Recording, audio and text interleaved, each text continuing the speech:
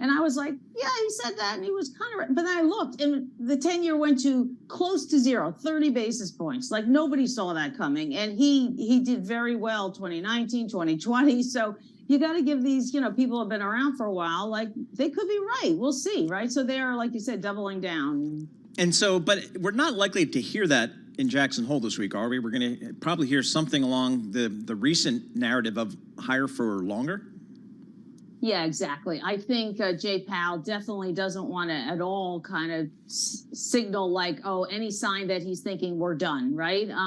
He just doesn't want to let off those animal spirits, ease financial conditions, because inflation's come down a lot, but it's too high, right? So I think, there's a lot of people saying, you see bond yields up today again, that, he's got to sound hawkish. So there's nothing in the way of the bears for now. So I think that's what he and in fact, a lot of the central bankers are going to try to do, say, we're not saying mission accomplished. There's more work to do. But yeah, everybody's waiting for Friday, Jackson Hole. We're not there though, right? You and I. No, we'll be here, but we got a nice cadre there. Bloomberg Surveillance will be out there. Michael McKee will be out there, so we'll be well reported from. So, Liz, smart people like you and Lisa Bromwitz, they tell me I need to look at the real yield. And the real yield now for the 10-year Treasury is 1.94%. Tell us about what's been happening with the real yield. What is it and why should we pay attention? Yeah, that's a real interesting thing to look at, and it cracked above 2% today. And I think, real yields, like it can seem really wonky, but it's not. It's just, the nominal yield minus inflation, and people have different measures, expected inflation, et cetera, past inflation, but it's getting to kind of a true measure of, number one, to me, the Fed policy outlook, and also the kind of the state of the economy, because many long-timers say that, really where real yields are is closely linked to real GDP, right? So, but real yields, and the Fed has long said for like the last year, Powell keeps saying, we want real yields positive, we want to be restrictive, because they know that's what you and I really ultimately pay, even if we don't know kind of what a real yield is, because we pay, we're getting higher prices, right? So if we get a raise, but it costs us more to buy eggs and fish and whatever we eat, we got to juxtapose the two together. So in a sense, the bond market's way of doing that is real yields. So yeah, they're high. They could go a lot higher, some people are saying, but they're 2 and change across the real yield curve.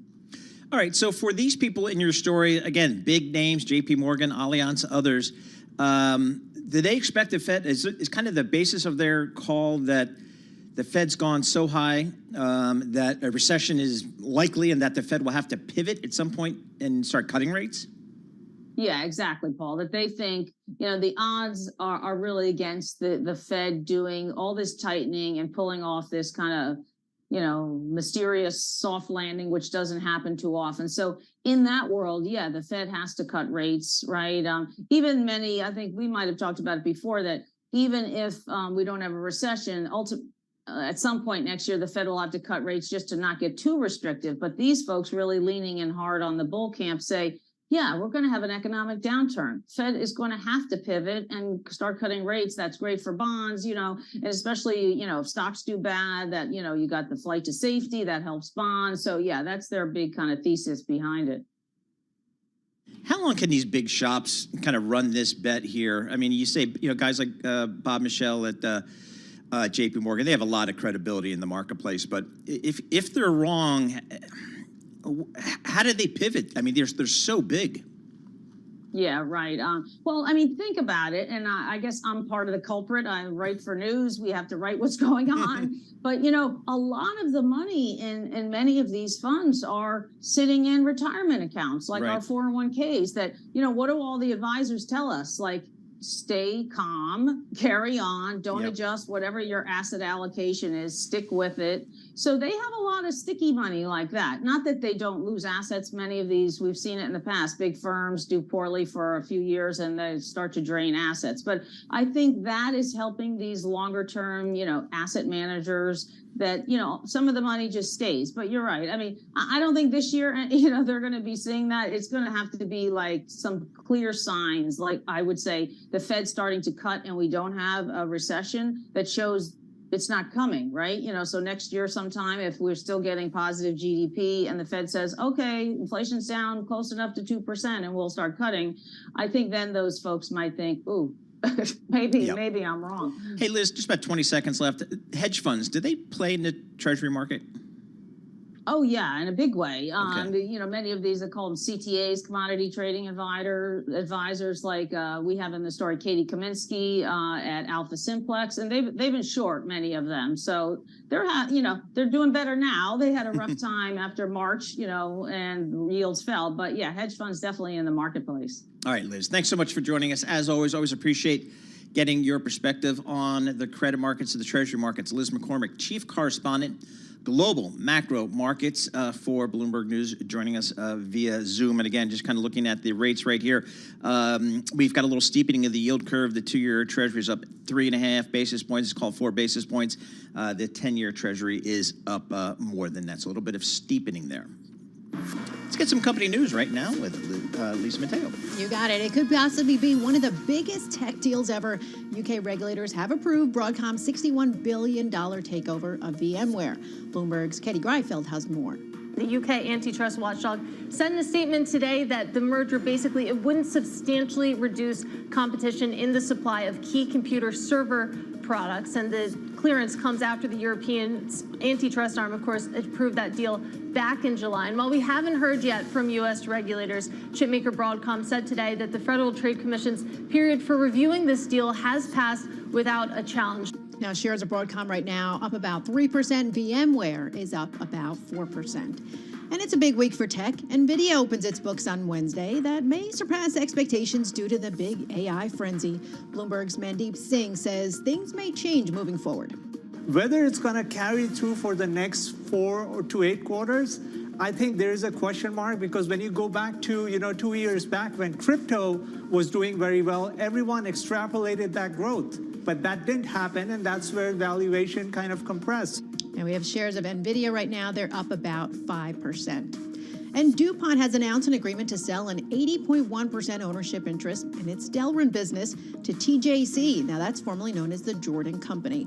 The deal values a business at $1.8 billion and is expected to close around the end of the year. And TJC has received fully committed financing. DuPont CEO Ed Breen said the move will advance its position as a premier multi-industrial company. Shares right now down 1%. Those are the company stories we're following this hour. I'm Lisa Mateo. This is Bloomberg.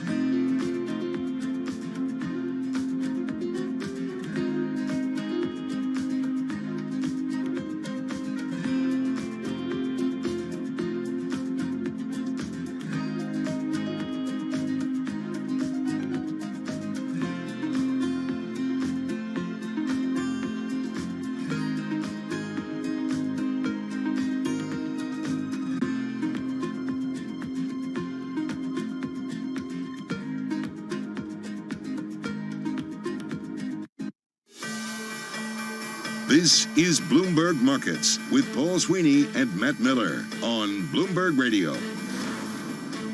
All right, Matt Miller and Paul Sweeney here in the Bloomberg Interactive Broker Studio. Looking at these markets here, pretty quiet on the index front. S&P 500 up 0.1%. The Dow off 0.4%. A little bit of movement there in the NASDAQ up 0.8%. So we'll keep an eye on that movement in the yields space. We've got the 2-year up 4 basis points, 4.98%.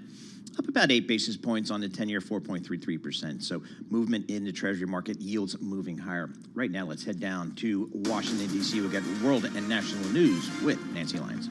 Thanks, Paul. President Biden and First Lady Jill Biden are due to arrive in Maui later today to view the areas that were devastated by the recent wildfires. Aides say he'll pay respect to those whose lives were lost and also name a federal response coordinator to handle the long-term recovery. Biden has received criticism from some for issuing a no comment shortly after the disaster when he was asked if he had a message for those affected, but administration officials deny he was disengaged and say he was involved behind closed doors and received daily briefings. Well, next month, President Biden will be attending the G20 summit in New Delhi. And as Bloomberg's Amy Morris reports, he's reportedly considering meeting with Saudi Crown Prince Mohammed bin Salman on the sidelines. Axios is reporting a meeting between the two leaders would give a boost to White House talks with the Saudi government to help create a normalization agreement between Saudi Arabia and Israel, a historic breakthrough for Middle East peace. Several outstanding issues remain, though, including a possible defense treaty between Washington and Riyadh and possible U.S. support for a civilian nuclear program on Saudi soil. Two other sources tell Axios that such a meeting is possible, but stressed it has not been finalized. In Washington, I'm Amy Morris, Bloomberg Radio. Tropical storm Hillary has been drenching Southern California and bringing powerful winds and mudslides to some areas. It's a mess in Palm Springs City, according to Fire Department Captain Nathan Gunkel. Everything in the mountains is coming straight downhill gravity, and it's coming right through us. The storm is expected to dissipate after it moves across Nevada later today. On top of Hillary, residents in Southern California experienced a 5.1 earthquake yesterday afternoon, centered just southeast of Ojai. And there have also been several minor aftershocks. No reports, though, of any major damage or injuries. Global news 24 hours a day, powered by more than 2,700 journalists and analysts in over 120 countries. I'm Nancy Lyons. Now back to you, Paul and Matt. All right, Nancy, thank you so much. We appreciate it. Matt Miller and Paul Sweeney here in the Bloomberg Interactive Broker Studio. Here's an interesting story that got my attention as a golfer. Titleist owners seen rising 50% in next year on golf club demand. Acushnet Holdings, which owns Titleist, jumped the most since early March after Jefferies upgraded the golf equipment company to buy, seeing more than a 50% return potential as its club's business grows. Shares in the Titleist owner advanced as much as 6.5% to $58 on Monday and are up 34% year to date. Analyst Randall Koenig expects Acushnet to defend its top market share position in golf balls and shoes and sees potential for greater penetration in clubs. Quote, Mr. Koenig is quoted as golf continues to innovate and elevate its club offerings, it is likely to attract a broader customer base and gain market share, he wrote in a note to clients referring to the company by its ticker symbol. Koenig boasted his 12-month price target to a street-high $84 from $61, and that's compared to the average of $62 for analysts tracked by Bloomberg. That target implies a 54% jump from Friday's closing price. The upgrade marks Koenig's one of only 3 analysts that recommend buying the shares, while 7 have hold ratings on the stock. Data compiled by Bloomberg shows. Right now, that stock is up 3.7%. Acushnet, and again, the symbol is GOLF. It's got a market cap today about $3.8 billion, and again, up 33% year to date, up about 12% over the trailing 12 months. So pretty good performance there. Looking at the markets broader, kind of mixed here. The S&P up 10 points. That's 0.2%. The Dow's off 115 points. So that's 0.3%. And the NASDAQ is up 127 points. That's about 0.9%. Yields are higher. 10-year Treasury now yielding 4.33%. WTI crude oil up slightly, $81. Right now, sound on with the birthday boy himself, Joe Matthew, coming up right now.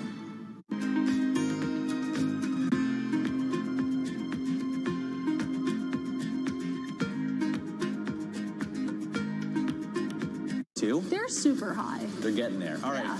let's get to the biggest stories right now in the more than $10 trillion global ETF industry. It's huge, but ETF launches are dropping almost 30% this year. Does that mean the industry is diminishing? We're going to find out. We're also going to talk about TCW. It agreed to buy the ETF business of Engine Number One. We're going to speak to CEO Jennifer Grancio about that new partnership. And as I said, 10-year yields at a 15-year high as the persistently resilient economy has investors positioning for interest rates to remain elevated. Well, on that note, Eric Balchunas, he's off today. So let's take a look at where the flows are actually going. Of course, we know that last week the S&P 500 finished down for a third straight week. You can see that we still saw some love for S&P 500 tracking funds. IVV took in about $1 billion, but there it got kind of risk off. I want to highlight SGov and BIL, number 2 and number 4, both taking in about $700 million. Of course, those are short-term treasury funds, cash-like, if you will. Again, typically seen as a place to hide out. Let's look at where money was leaving because, again, fairly risk-off. You have SPY up at the top, losing $7 billion. You go down the list, and corporate credit also seeing a bit of a whiff there. LQD, rather, a lot of letters. That is investment grade, taking out $1.8 billion. Investors also leaving JNK, that is high yield debt, also losing close to $1 billion. But given that it's August, given that it's almost September, I want to take a look at the state of the industry. We know that launches in blue have really been on fire. We saw quite an uptick heading into the end of 2021. That's really flatlined. You can see we've gone to the right here, sideways. Meanwhile, closures in yellow, I wanted to point this out, Matt, you've really seen them tick up. And so far this year, actually, we've seen 156 ETFs launch in 2023. I just ran those numbers. That's the highest since 2020. So you've really seen that gap start to shrink. All right, Katie, with a look there at the broader industry, let's talk about this right now with Matt Bartolini. He's head of Spider America's research of State Street Global Advisors. Matt, great to have you here today. What do you think about the slowdown that we've seen in launches? You've seen closures tick up here. How do you gauge the global ETF industry?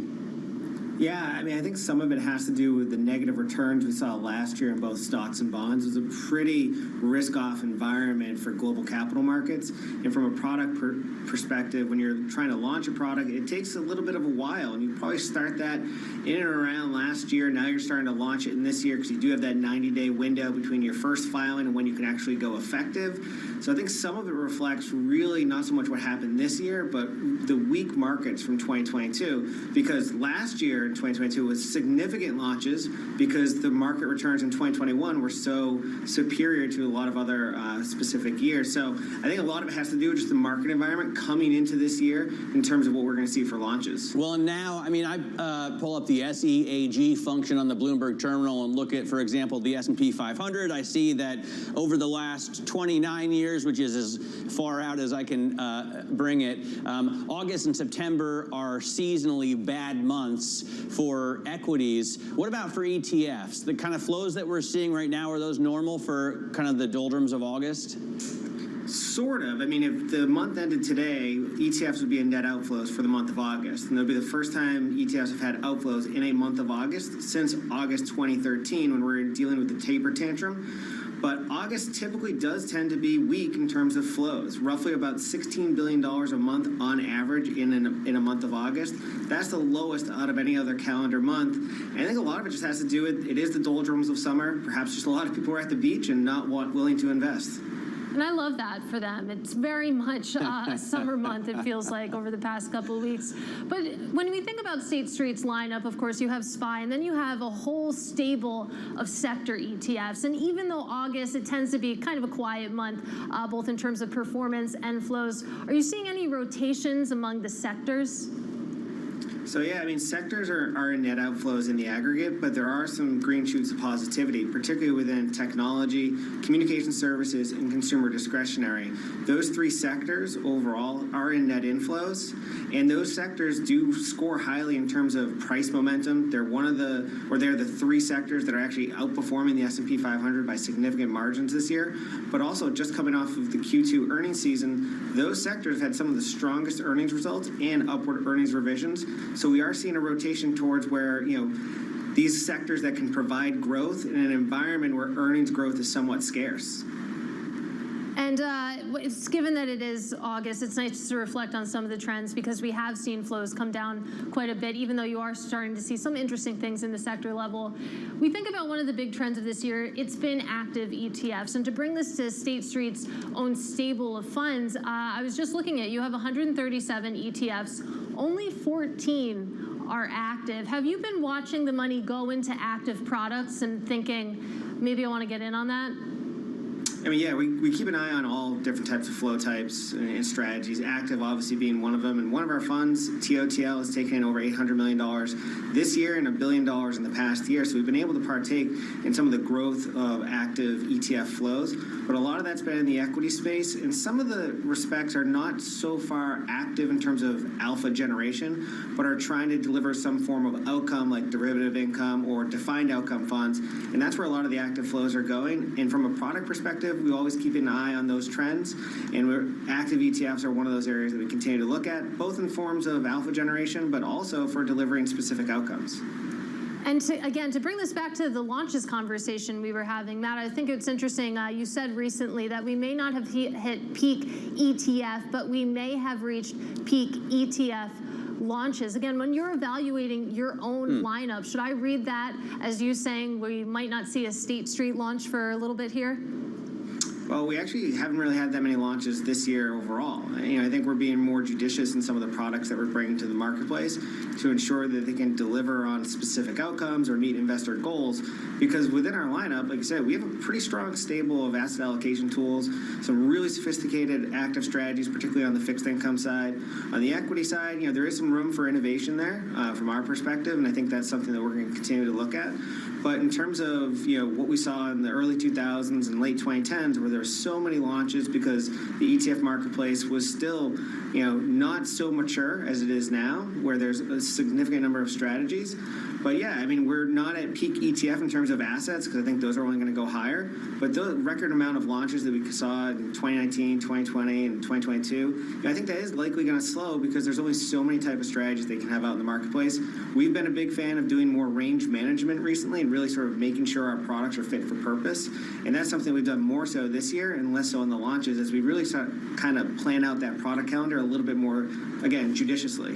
What are the strategies investors are turning to the most right now when we look at, Katie and I were talking about the 10-year yield now at the highest level since 2007, and across the curve, obviously, we've seen a lot more returns. At the same time, the dollar continues to gain strength. What does that mean for your ETFs? Well, I think you guys pointed out right at the top, one of the big fund flow gatherers in the past week has been BIL. And because of the return environment where you go get over a 5% yield and the duration is only basically 0.1 years, and you have the Fed meeting in September, likely to raise rates again, that's going to only push up that yield higher, which obviously that's where your return comes from. So from a ultra short duration or even short duration perspective, that is an area where our funds have done quite well in terms of fund flow gathering, but also performance and bringing it all the way back to active. STOT, our other fund from Double Line, they've had significant outperformance because of the amount of opportunities that you have at the short end of the curve, being able to structure a balanced portfolio, both income and duration. And that's something that really, the rate environment is creating a significant amount of opportunities on that short end to generate alpha. All right, Matt, great having you with us. Thanks so much for joining ETF IQ. Matt Bartolini there of State Street Global Advisors. Coming up, TCW agreed to buy Engine No. 1's ETF business, and now we'll drill down into those ETFs with Engine No. 1 CEO Jennifer Grancio next. This is ETF IQ on Bloomberg.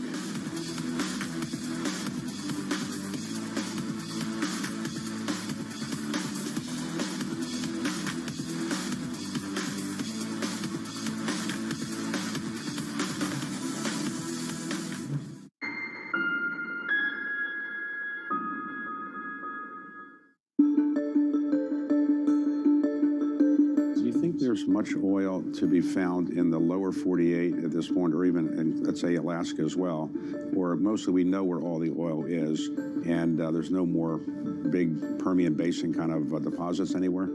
People have said that over time, and then we've always been surprised. And so the U.S. has been explored more than any other place in the world. I think the industry has a good idea, but technology allows you sometimes to recover things that you haven't been able to before. That's the story of shale. The other one that continues to be a positive story is deepwater Gulf of Mexico, where we'll go out and drill in a mile or more of water depth and then go down several more miles and find large fields. And the Gulf of Mexico is still relatively underexplored compared to the onshore. So I think there's still room for more discoveries.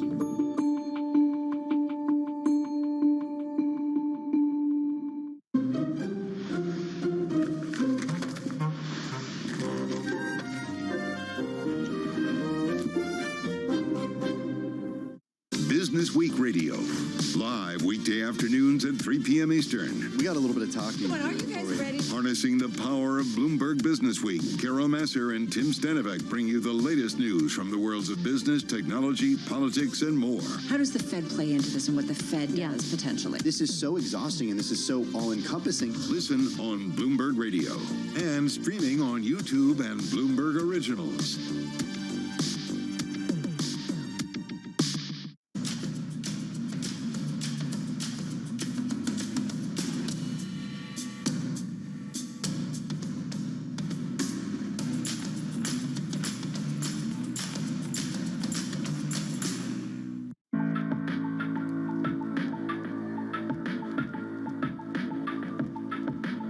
This is Bloomberg.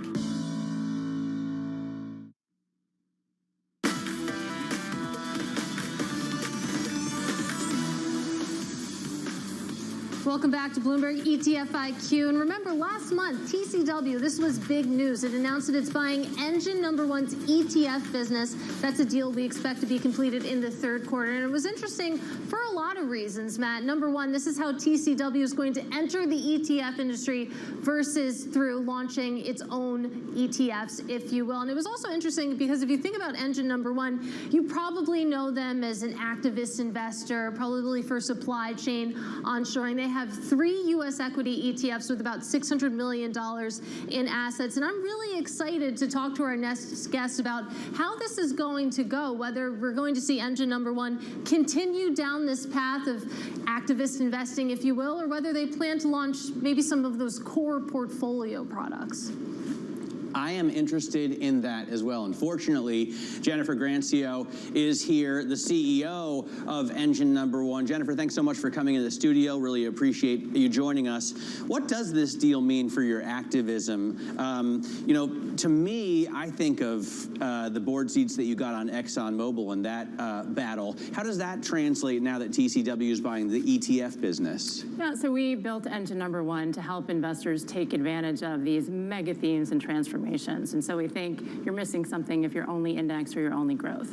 We had an opportunity with Exxon to use the tool of activism, if you will, but everything we do is about active investing and delivering alpha for people. And so we haven't, done an activist campaign since Exxon, but we work very closely with a lot of the companies in the portfolios. We're a concentrated active investor, and TCW is as well. So TCW is a terrific platform, and they manage assets in an active and also a concentrated active way. And so we actually think this is really exciting and a great fit for the current shareholders and a great way to grow within TCW. What about the onshoring trend that we've seen, especially since the supply chain disruptions of the pandemic? Do you continue to play that? Is it a mega theme that's going to keep happening, or do we revert back to the mean at some point? Yeah, I mean, we think these trends have a long way to go. And so mega theme is exactly how we think about it. They're complicated systems. And if you look at reshoring of supply chains back to the U.S., we're just at the beginning of that. And if you look at, I think last year we saw almost 400,000 jobs come back as part of this reshoring of supply chains. Huge mega projects. And so if you think about that, these mega projects across the different industries or sectors in the U.S., we're building factories. The factories need to be smarter. They need factory automation. And then from a transportation perspective, we're seeing railways, for example, example, are going to have a huge opportunity to create value because we're now working within one geographical area. So it's a time to get into supply chain, in our opinion, but we think it's a theme that continues and persists for many years. And in addition to that theme, let's also talk about engine number one under TCW, because as you mentioned, of course, TCW, known as an active investor. I think of them, of course, as a bond shop. Putting that together, is it in the future that you're going to be looking to launch active products in more traditional bond spaces? Well, if you think about what engine number one does today, we're in the active equity space. And so from a TCW perspective, TCW isn't just a bond and fixed income shop, although they're excellent and they're well known for it. Showing my bias. And so I think you'll continue to see more active equity products. And there's also an opportunity for sure to look at the income side. So it sounds like we should be on the lookout for some filings. I would say definitely watch the space. We'll continue when the deal closes at TCW on the energy transition. NetZ is the ticker there, and supply chain SUP is the ticker there. But definitely watch the space. More to come. ETFs are a great wrapper, as you well know. And so I think there are a lot of great strategies that either exist at TCW now or could in the future that can take advantage of the tax and transparency benefits of the wrapper. What are the other mega themes that you're focused on? I mean, you mentioned the energy transition, and I was talking with Claudia Sam earlier about the fact that the incredible heat we've been experiencing is actually reducing the productivity in this country and globally. What else are you watching? Yeah, so energy transition is definitely one. It's huge, and the part of the energy transformation that happens at scale affects all kinds of transportation, energy, and all the materials and technologies that go into it. And that's why we manage it as an active fund, because it is a big, broad change. We don't think picking by yourself micro themes is the best way to do it. So energy transformation is big. We've talked about reshoring of supply chain. Another one that's filed with the SEC and we haven't launched yet is around scarcity. So from a resource perspective, we're both short some of the minerals and materials we need for reshoring and for the sort of electrification of everything. And then there also will be companies that win, companies that cool data centers, because AI is great, but AI is a huge drain on electricity. And so scarcity is another theme that we'll be launching. And when you talk about scarcity, again, I'm thinking to your lineup right now, your equity ETF. So is the MO there really to invest in the companies that are sort of taking advantage of that scarcity versus the actual materials? So we haven't launched that product yet, but when we do, and what's in the prospectus is that we'll take advantage both of places where we're short a material, and maybe we need to mine more copper or lithium because we're short a natural resource, as well as technologies that are more efficient. So because we're in a scarcity environment, the companies that figure out how to maximize efficiency of water use, for example, are also going to be winners. And these products are meant to be ways to add alpha to the portfolio. And so your core, your growth, your large cap index, great, but don't miss this opportunity in these huge transformation areas. How about the shift in yields? We've been talking about 434 on the 10-year, the highest level today since 2007. And that's kind of a mega theme as well. I guess you could see it as that if you don't think they'll revert to the mean. We're in a new era. We're in a new era, and kind of no comment on fixed income ETFs at this point in time. But from a portfolio construction perspective, I do think active has a big role to play in the next couple of years because the cost of capital is higher. There will be more stock dispersion, and there is an opportunity to pick winners. And Jennifer, we're up against the clock here, but I am really curious to get your thoughts on something we were talking about at the intro, the fact that this is a really tough market environment. This is a very saturated market. If you're trying to break ground in the ETF industry, it's really difficult right now. TCW obviously going the acquisition route, but you just lived that life at engine number one. How difficult is it to be a first-time issuer in this market? Yeah, I think it's difficult, but I also think there's an opportunity to combine like terrific active investors and active track record, this environment where we think just stock dispersion is rewarded. So if you've got great active managers and you've got real know-how on the ETF side, I think you have a better chance than most at building. But it certainly takes some work to build new ETFs and to build them to success. All right, Jennifer, this was great. Great to have some time with you. That is Jennifer Grancio. She is CEO of Engine Number One. Still ahead, QQQ. It's one of the most famous funds in the investing universe. It's also wildly profitable, just not for its owner. We'll discuss next. This is ETF IQ on Bloomberg.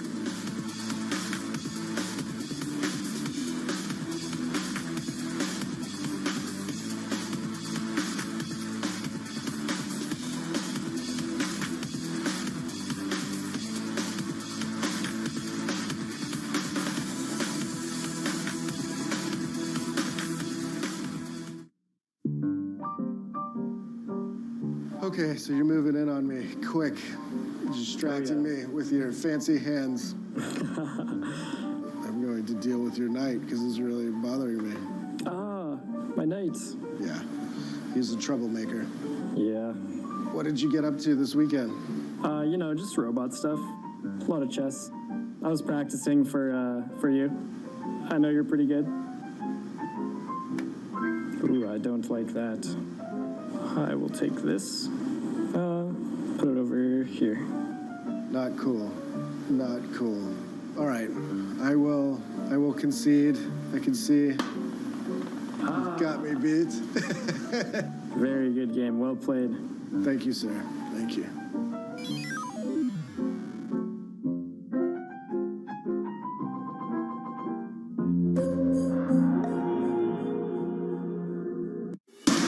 From the world of politics to the world of business, every weekday at 5 p.m. Eastern Time, hosts Anne-Marie Hordern and Joe Matthew alongside Kaylee Lines deliver news, insight, and analysis live from Bloomberg's Washington headquarters. Get the latest from and about politics' biggest power players at the end of every trading day.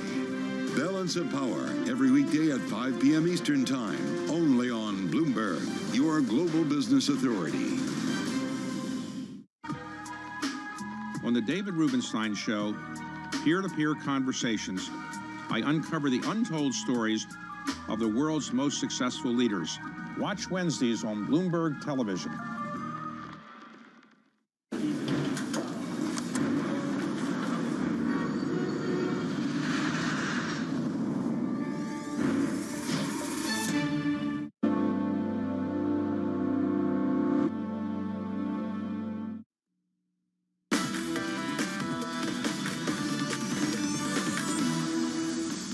Welcome back to Bloomberg ETF IQ. I'm Katie Greifeld.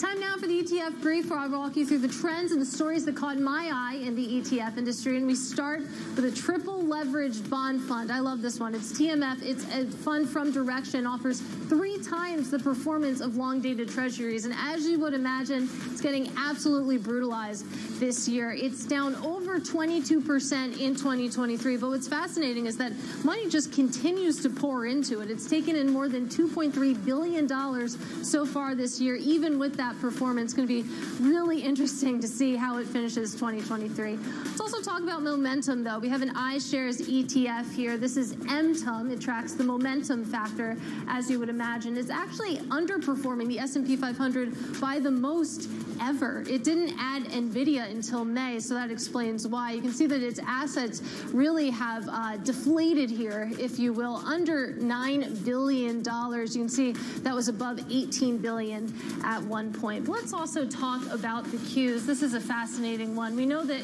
the Qs, it's one of the oldest and biggest ETFs out there. It charges a relatively hefty expense ratio for a passive product, about 20 basis points. You're looking at the breakdown here. Vesco makes no money from that. Because it's a unit investment trust, Matt, those fees go to the trustee, goes to NASDAQ, and it goes to marketing, and virtually zero goes to Invesco itself. Which is nuts, because this has performed better than any tech fund, right? I think Eric Balchunas, when he was here, did the math and said over 5 years, 10 years, 15 years, it's been the best performer. And it doesn't matter really what period you pick. Let's talk a little bit more about this issue with Athanasios Serafagis of Bloomberg Intelligence. Why don't they cash in on such a successful fund? Yeah, well, they're trying to. So they launched some versions of this. QQQM is another one. But when this first launched, it was just easier to launch it as a UIT. This is what it's set up as. SPY is also UIT. I don't think anyone thought this would be as big as it was, right, when these first came out. But to your point, like, this is such a great act of charity, because not only as a performance as a tech fund of any ETF, it's like in the top 10 all time. So it's, you know, it must be also kind of hard for them to watch this product take in money, perform the way it's doing, and know they can't can't make all that much money off of it. Well, tell us about what they're doing to try to capture some of the magic. You mentioned QQQM, and I remember when this launched, I was a little bit confused because it's the Qs but cheaper. But when you think about their problem, or their, if you want to call it a problem with the Qs, it makes a lot more sense. Yeah, and so the other thing with this is when Invesco or PowerShares bought this, they had an exclusive on it, so no one else could do this. So it seems like there was some agreement over the last couple of years. Now they started launching all these products off of that, QQQJ, QQQM, so anything sort of tied to the Qs, you know, and it's fine. It ends up benefiting everybody. More money goes to Invesco, but also they lowered the expense ratio, so you could actually own QQQM at a lower fee than the regular. Yeah, I was going to say, it's kind of like a Halo car in that not everyone buys the Halo car, but it gets them in the dealership. In the case of the Qs, everyone buys it, but do they then also buy more from the family of Invesco? Yeah, I think, you know, we see it with other, you know, products too, with other issuers. You know, they get them in the door, then they're like, hey, we have this like version of this ETF, you know, whether it's sector-based or thematic. So I think it's just a way for to get people in. But also the Qs, the performance has been so strong, so I think that always is going to have people's attention. All right, Athanasios, thanks so much for joining us.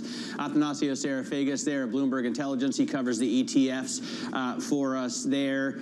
And if you just can't get enough of ETFs, a reminder that you can listen to Eric and Joel Weber on Trillions. That's their bi-weekly podcast that covers the industry. That does it for this episode of Bloomberg ETF IQ. I'm Matt Miller alongside Katie Greifeld. This is Bloomberg.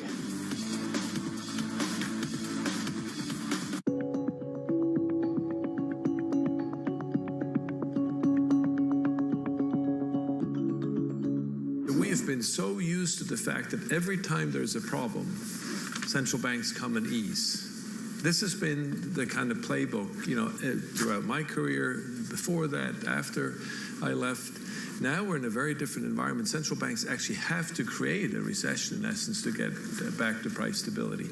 So it's a complete reversal of the modus operandi, in a sense, of central banks as they've known it for the last several decades. So that's why it's not so much that they're getting something wrong.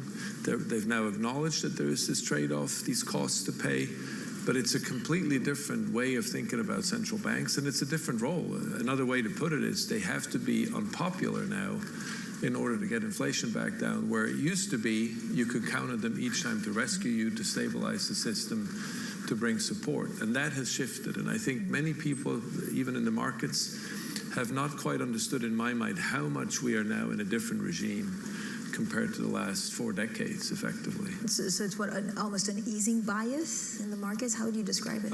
In the U.S., yes. And I think it's this idea, this almost pre-programmed idea, when there is a problem, i.e. potential recession, central banks will come and ease.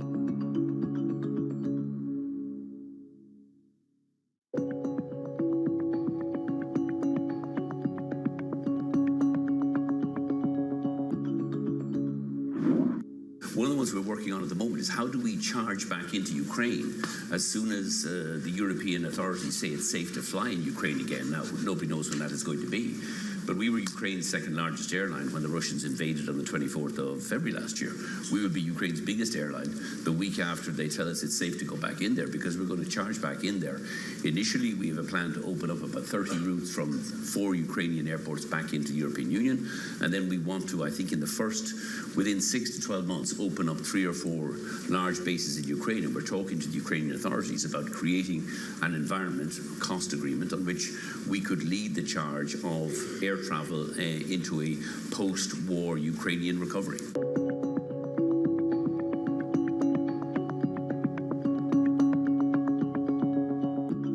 On the next episode of The Circuit. It's still almost shocking how new you still are to this sort of being famous thing. When I do, you know, go out and people are like crying, that's when sometimes I'm, well, why? There's no rule book for it.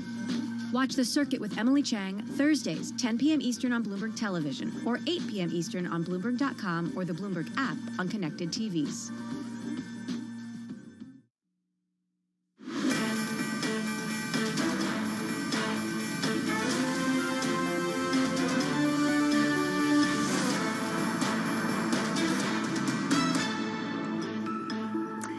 This is Bloomberg Markets. I'm Amber Canwar.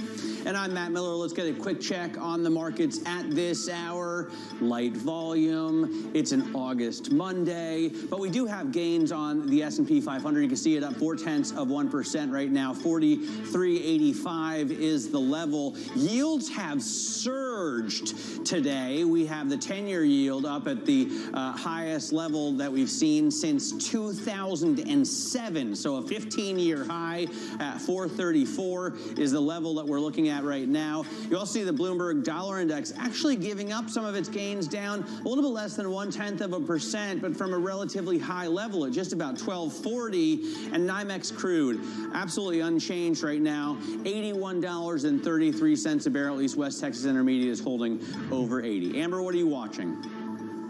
I'm watching a bunch of tech stocks. Matt, Palo Alto Networks surging by the most in 2 days. Turns out the reason that they wanted to have that Friday evening earnings results is just to tell you how great everything was. Earnings beat, profit beat. They also issued a forecast that was much better than expected. So that stock has been gaining. Oh, we're taking a look, sorry, at Moderna and Tesla. Those two are also power points right now. Tesla getting a bullish commentary, I should say, from an analyst at Baird. It's up for the first time in 6 sessions. As I mentioned, we're also tracking Palo Alto in cybersecurity, and NVIDIA ahead of earnings on Wednesday.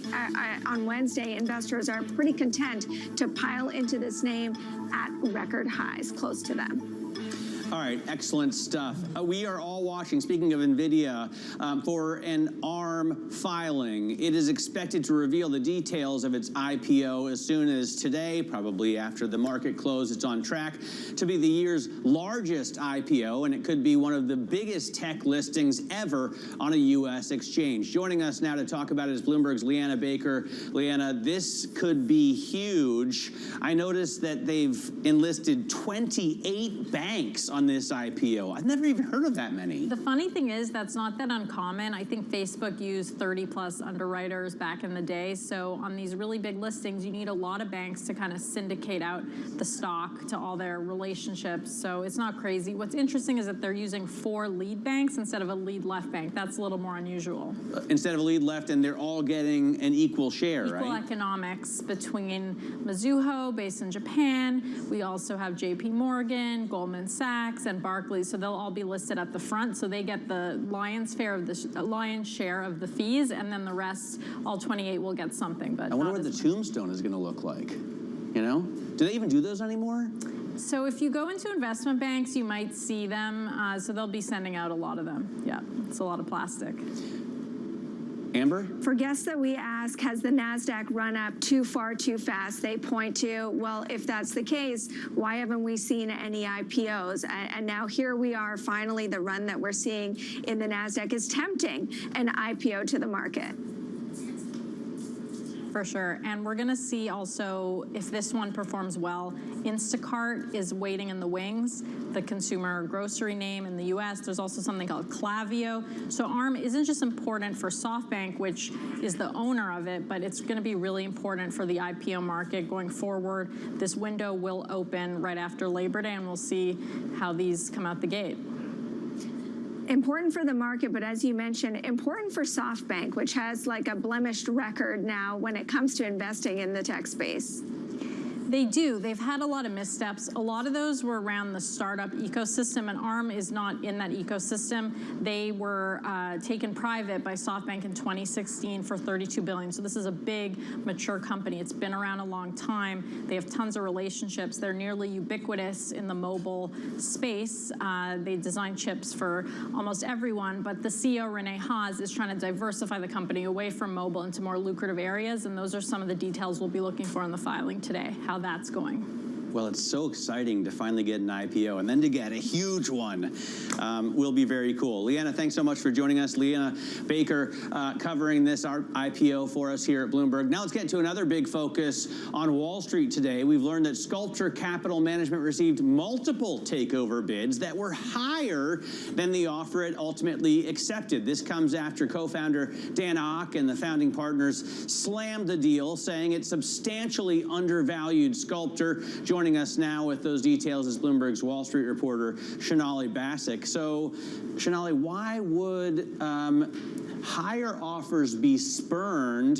Is it just because this lower offer allows the management to keep their jobs? That's the operative point to be made here. You have the Wall Street Journal report over the weekend of 3 heavyweights. You have Boaz Weinstein, Bill Ackman, Mark Lazary, part of a group that is bidding $12 a share, higher than what you're seeing the Rhythm Capital bid come in at. And by the way, the stock is now trading at $11.85 or $11.82 or 3, but it is much higher than that Rhythm bid and a little bit closer indeed to that other bid from these heavyweights as we've been talking about. But under that bid, according to the Journal, is current management is not likely to keep their job. There's another interesting element of the story. Under the here. Rhythm bid, current management is going to keep their job, right? Correct. Under the higher bid, they would lose their job, which is maybe why they didn't take the higher bid, but they're supposed to be the agents of the shareholder. That is absolutely true. The point that Rhythm makes, or the point that Sculptor makes as they reject this other bid, they didn't name these folks by name, but the point they make here is about committed financing, which of course financing is an important part of the deal as well. But you'd think Boaz Weinstein and Bill Ackman and Mark Lazary could probably come up with the money. Yeah, they have tended to in the past, haven't they? Yeah. There's another element of this that is kind of undertold that is interesting. In any scenario, you do have Jimmy Levin, who is running Sculptor at the moment, capping his pay. This is according to the proxy filing that had just come out this morning. This idea that his pay will be capped at $30 million, half in cash, rest in deferred compensation, even in the event of the New Deal. You have to remember that this is a man who between 2013 and 2022 has had compensation awards of more than $300 million in total across that period of time. Of course, the sinking stock price is part of that and affects the total value of this package. So yes, all eyes on Jimmy Levin and what happens next and whether these 3 very large investors win out at the end. And remind us, why do they want this thing? Well, remember Sculptor, formerly Oxif, had been a massive, massive fund before it really faced a lot of issues, including when it comes to management scuffles with the founders of the firm. Oxif, before it had dwindled down to about $32 billion in assets, it was a $50 billion firm that has pivoted to other types of strategies like credit, which we know Mark Lazary and Boaz Weinstein are incredibly steeped in. They built their name off of some of these strategies. So you can see some of these assets moving under a more stable home potentially if they were to win out. And since you're our go-to for all things Wall Street intrigue, you were following the story about Goldman Sachs, yet another possible gold crown jewel, I guess I should say, of David Solomon's achievement could be on the chopping block. Yeah, it's interesting. You have Goldman Sachs, led by investment bankers at the top of the firm. They've made a couple of deals that were supposed to be formative to the consumer business. One of those is United Capital, which they agreed to buy a couple of years ago for $750 million. Between the potential sale of United Capital, they're exploring options and watching them look to exit GreenSky, which was about $1.7 billion by the time the deal closed. They've already written off a lot of that GreenSky deal. The question is, how quickly do they exit United Capital? This is a business that had about $25 billion in assets when they bought it on, and it only grew in a couple of years to about $29 billion in assets. So Goldman shifting consumer strategy, doubling down on wealth, they're showing you now that perhaps this most recent acquisition doesn't really fit in. All right, Sonali, great having you here with us on set. Thanks so much, Sonali Basak there, a Wall Street reporter. Coming up, Zoom video out with results after the bell today. We'll get a preview of what to expect with Peter Levine, analyst over at Evercore ISI. This is Bloomberg.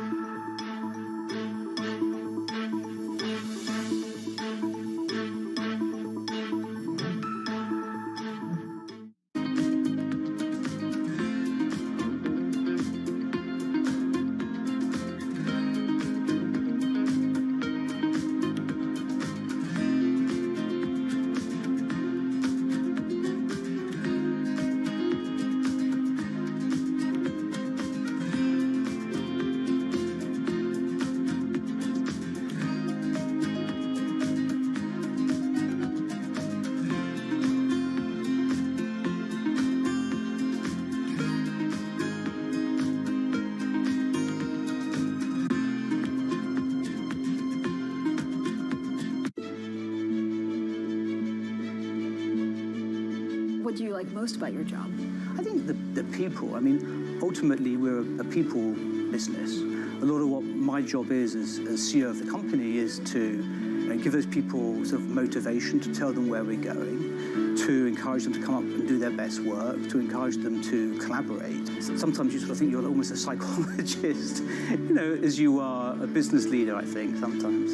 And so what's your best piece of advice? I love pitches. I love being sort of leading from the front, if you like, and spending times with teams. I love to see the work that we're doing. When we pitch for a piece of new business, often when we come together. So I guess I try and put myself in the seat of the client. What's the client going to think when they see this work? Are they going to be excited? Is it going to turn their brand around? How's it going to resonate with their consumers? So as much as possible, I think probably I try and play that role.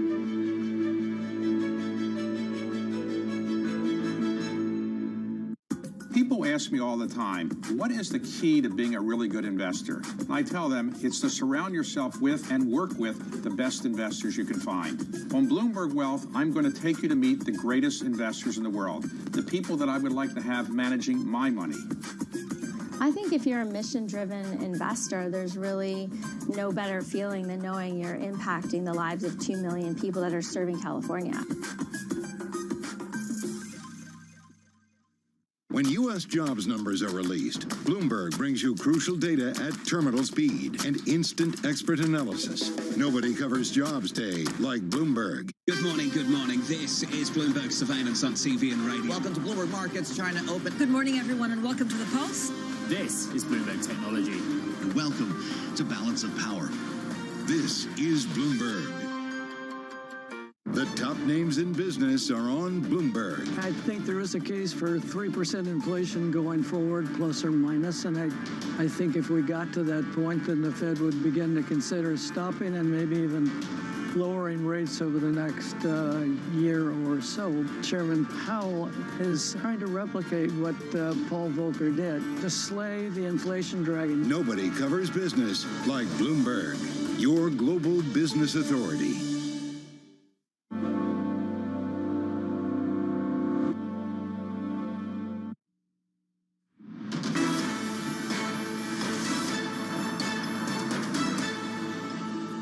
This is Bloomberg Markets. I'm Amber Canmore with Matt Miller. Time now for our stock of the hour. Zoom reports results after the bell today. The video conferencing company, which rose to prominence during the pandemic, is expected to see its slowest ever sales growth. That's as more companies, including Zoom itself, is asking more of its employees to return to the office. Like Alanis Morissette said, Matt, isn't it ironic? Don't you think? Just a little bit.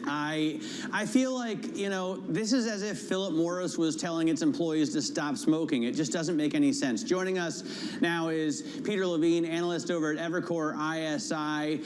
Peter, what's your take on that? Shouldn't Zoom be, an example to the business world that all work can be done remotely using their tools? No, I believe so, but as long as it's somewhat hybrid, it still benefits Zoom, right? So if it's in the office 1 to 2, even 3 days a week, there's still a component of the day where if it's 2 days you're at home, you still need to be collaborating with customers, employees. But I would say, when was the last time, anyone ever called you from phone? Every meeting I have is still Zoom. So if you're in the office or at home, you're still using Zoom. Yeah, 100%. And I feel like the competition is not nearly as easy to use. What's your take on their position in the marketplace? So I think, it's a duopoly between them and Microsoft Teams. If you're talking about video conferencing, it's one or the other. And I think I think that market's, if you haven't already provisioned your employee with a Zoom or a Teams license, you're not going to do it today. But I think what they're doing on the phone side, what they're doing with contact center, I think is what, perhaps accelerates growth. But, again, in terms of their product, they are, the verb and the brand name behind video conferencing. Has Zoom done a good job of communicating what the company is after the pandemic? I mean, it was the darling on the long side in the pandemic. It was kind of the easy short coming out of the pandemic. How do you think about whether this company has effectively communicated how they are outside of all these issues? No, I think they have. I think the big push is now like customer engagement with contact center, as well as it's a big play on AI as well. So, outside of video, I think they've done a really good job on the voice, on the phone side. That's now 10%, if not 500 million, of revenue today. And then the next part of the leg of growth is contact center. And that's a massive market for Zoom. On top of that, all the AI, autonomous agents, that's a massive opportunity. So I think outside of core video, the market for them and growth comes from contact center, as well as expanding outside of, other add-ons again with events. But I would point you towards contact center as the next leg of growth for them. And what's an example of the AI opportunity for a company like Zoom? So I think for Zoom, contact center software agents are usually priced on a per month per agent, call it 150 is the average price. For an autonomous agent, that can go up 2 to 3x.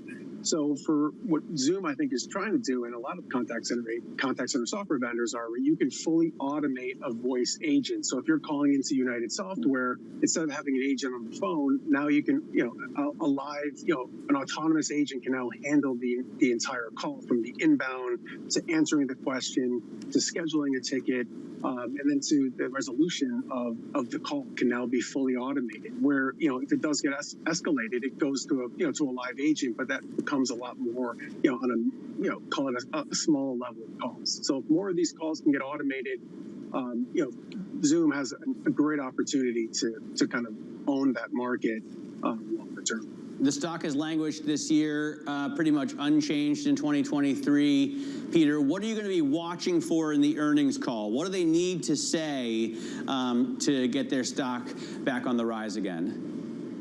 Yeah, the stock's been flat year to date. I think it's commentary on the contact center side. I think it's going to be, I think this should be the last quarter. I think we see maybe on the churn on the downside from COVID. We should be troughing out now. On the revenue side, like when you open up the segment, this should be the trough of it. So I think for Zoom, I think it's them coming out, talking about churn, stabilizing, if not accelerating, seeing higher adoption of their events and video products, their phone business, again, seeing acceleration there. But I think it's higher level commentary on their contact center business, scaling it up market. So I think for them, it's talking more about customer engagement, contact center, and how those three components come together. The stock down at 88% from its peak. There's still a pretty substantial short position out on this one, not as high as it used to be. But what would you advise to people who are thinking they can still short it here? So I'm more neutral on the stock here. I think a lot of the bad news has been priced in. I think the risk reward is, I think it's more, level set at these levels. They've done a good job of de-risking numbers. I think street consensus numbers have come down to a level where I think it's a lot more achievable. I'm just not expecting much upside. So I think at these levels, I think valuation is fairly priced at where they're trading today. All right, Peter, thanks so much. We'll watch for that after the bell. Today, our thanks to Peter Levine of Evercore. Here's what we've got coming up on the show. Hurricane Hillary is set to do billions of dollars of damage to the West Coast. We're going to look at the impact it will have on the insurance market. This is Bloomberg.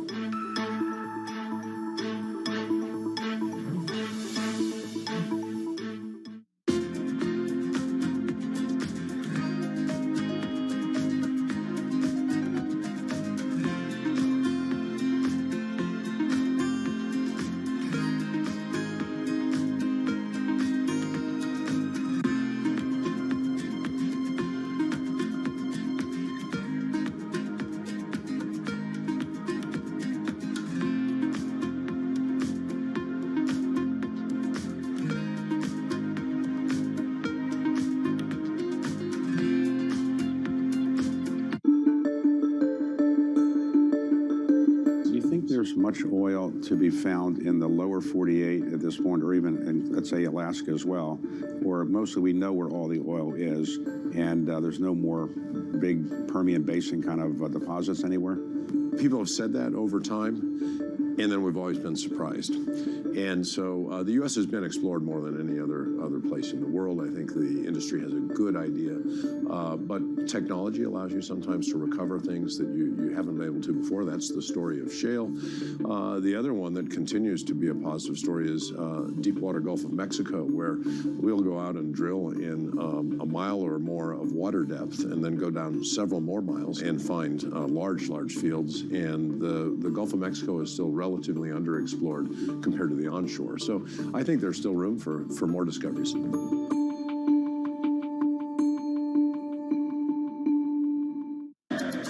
New York City, London, in Sydney, from Washington, in Tokyo, 9 a.m. in Beijing and Shanghai. Good morning, everyone. Have a great evening. Here's what I'm watching. You do not want to miss this story. Is there the kind of upside?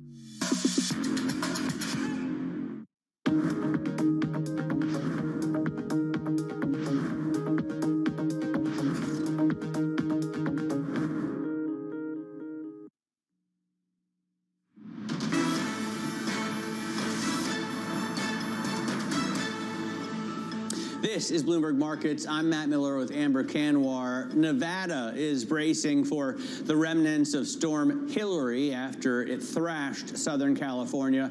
A flash flood warning has been extended for Los Angeles County, with some areas expecting as much as 12 inches of rain. Joining us now from L.A. is ABC's Tim Pulliam. Tim, tell us first of all about the state of the storm right now. What do we know? Well, Matt, Amber, right now we are seeing conditions improve greatly, and that is very good news. But Hillary brought record-breaking rainfall to Southern California. Some parts saw up to a year's worth of rain in just one day.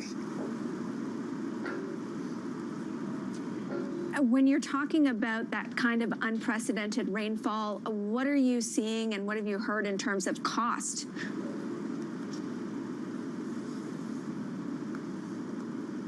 Well, Amber, right now it is not clear what exactly the cost is going to be. There was a press conference this morning with the LA County Mayor, LA City Mayor, and LA County Supervisor, and they are sending out crews to assess all the damage in the area. There is several flooded streets, several properties that are dealing with mud flows, several down lines, and trees down as well. So once they can figure out the cost, that'll take several days, possibly even weeks.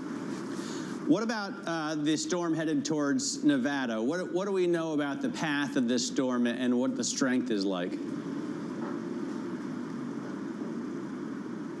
Well, right now it's heading northwest towards the Nevada and the Sierra Mountains, and is expected to bring heavy rains, somewhere between 2 to 3 inches in some parts. And again, a lot of the area is still under a flood warning, so they are urging people to be careful, to be vigilant, and if you don't have to be on the roads, stay off them. All right, Tim, thanks so much for joining us. Tim Pulliam there from ABC out of Los Angeles. Now, the storm could lead to billions of dollars of economic losses. It was a hurricane-level storm, but insurance losses are likely to be small. Flood risk is generally written by the National Flood Insurance Program, which is state-run, but the private market damage could be minimal. Joining us for more is Matthew Palazzola of Bloomberg Intelligence. Did I get that right? The NFIP is what? It's a government-run program, right? It's run by FEMA, so it's federal. Right. So they're the ones who deal with flood risk regardless of who your coverage for the rest of your house is. And floods are the problem here, right? So the private insurers aren't going to have to pay out too much in terms of wind damage. That's right, Matt. Private insurers, they do write some flood, but most of that risk is borne by the government. Even in that case, though, the take-up is pretty low. So earlier in the year, there was flooding in California. There were about 5 to 7 billion in insured losses. The flood losses that were actually covered by any insurance, NFIP or private, were about 10 to 20% of that. By the way, take up low. So if I have a house in San Diego and it's insured by Chubb, they offer me also flood protection if I'd like. That's going to really go through NFIP, but I guess they handle the billing part of it. If I don't get the flood protection and my home is damaged by floods, I'm just out of luck. You're out of luck, yeah. And if you're in a flood zone, you'd have to have flood insurance if you have a mortgage. but a lot of these places, they're not in flood zones, and so if you're not, you pretty much don't have flood insurance. A lot of people don't understand that flood is not covered by a standard home policy. The thing about insurance is they might be unprepared one year, but then they make up for it in subsequent years. Might this affect the insurance industry and those parts of the market going forward? So the industry's prepared. I think it's more the homeowners are unprepared for what's happening. The industry will get weary when you have these, odd events. There's only a handful of tropical storms have hit California since the 1930s, so they may be a little more weary of associated risks, maybe on the commercial side, but I think people tend to not learn their lesson, honestly. They keep moving into catastrophe-prone regions and rebuilding. When you're talking about the kind of state coverage, does that mean that people will be expected to wait longer to get their recoveries? I don't think so. I mean, I guess anything to do with the government might be moving a little more slow, but it's not atypical. The NFIP is technically an insurance organization, so it's not like you're waiting for payouts from the government. So hopefully, it's done in a timely manner. All right, Matt.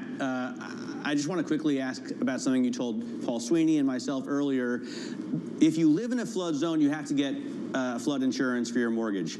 Are the flood zones up to date? They're not up to date. So the maps were drawn originally in like the 60s and 70s. The NFIP and FEMA are working to price risk better and identify the zones better, but there's a real problem where flood risk is actually underrepresented. I think that's a fascinating story in itself. Matthew Palazzolo runs our insurance coverage for Bloomberg Intelligence. Thanks so much for joining us here on set. And that does it for this program today. A little bit of a mix in the markets. You can see the S&P up about 0.4%, while the Dow Jones is down. The interesting thing is yields. The 10-year yield, 4.3339. It reached today the highest level that we've seen since 2007. For Amber Kanwar, I'm Matt Miller. This is Bloomberg.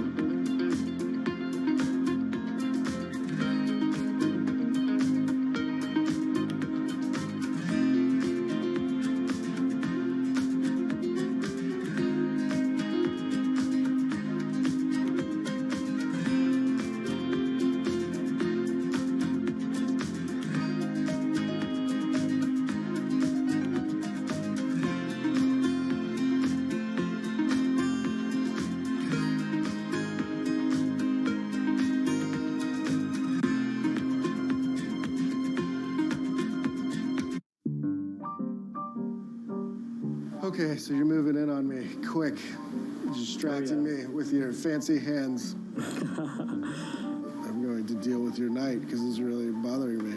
Ah, my knights. Yeah, he's a troublemaker. Yeah. What did you get up to this weekend? Just robot stuff. A lot of chess. I was practicing for you. I know you're pretty good. Ooh, I don't like that. I will take this. Put it over here. Not cool. Not cool. All right. I will concede. I can see. Got me beat. Very good game. Well played. Thank you, sir. Thank you.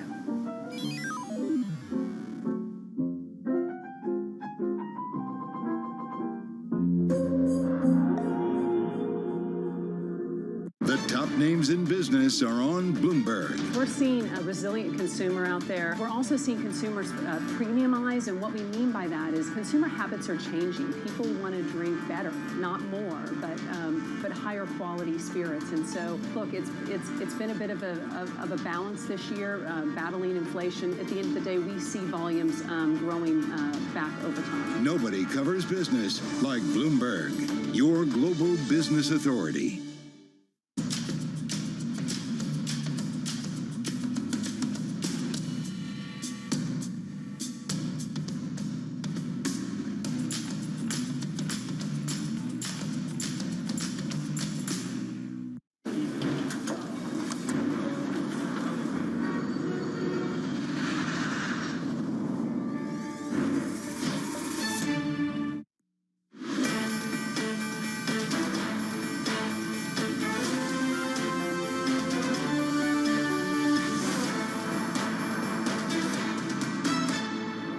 Stocks attempt to recover from 3 weeks of losses while treasuries extend their sell-off. Live from Studio 2 at Bloomberg headquarters in New York, I'm Scarlett Fu. And I'm Katie Greifeld, kicking you off to closing bell here in the U.S. about 2 hours ago. And we do see stocks trying to close higher here. The S&P 500 up 0.4%, as Scarlett said, coming off of 3 weeks of losses. You can see the NASDAQ 100, big tech really leading that gain. The NASDAQ 100 up about 1.4% at the moment. You see a lot of signs of life from Tesla, from NVIDIA, all of that powering the big tech benchmark higher. Take a look at yields, though, because that sell-off, as Scarlett said, continues. 10-year Treasury yields currently up almost 8 basis points. We are above 4.33%. That's the highest in about 15 years. We'll see how far that can go. And I did want to point out the VIX. It had been higher earlier in the day, but Scarlett, as the stocks continue to rebound, you're starting to see volatility come out of this market. And as volatility comes down, there are a lot of companies looking at that and wondering what opportunities that creates, because we are on IPO watch. UK chip designer ARM is expected to reveal its filing for an initial public offering as early as this afternoon. Now, at one point, ARM was looking to raise up to $10 billion, but that target could now be lower now that SoftBank is likely to only float about 10% of ARM stocks. Still, the planned listing is on track to be the biggest of 2023 and could open the door for a bunch of other companies going public, including Instacart. Now, also, we're keeping an eye on Goldman Sachs in divestment mode, and this time is looking to sell a personal financial management business that the firm bought 4 years ago. Think of it as part of the continued unwinding of CEO David Solomon's efforts to expand Goldman's reach to the mass market. We're going to dig into all of that over the next few hours. But it all comes back to the big story in the markets today, Katie, and that is rising borrowing costs. U.S. Treasury yields continue to climb. You're all over that.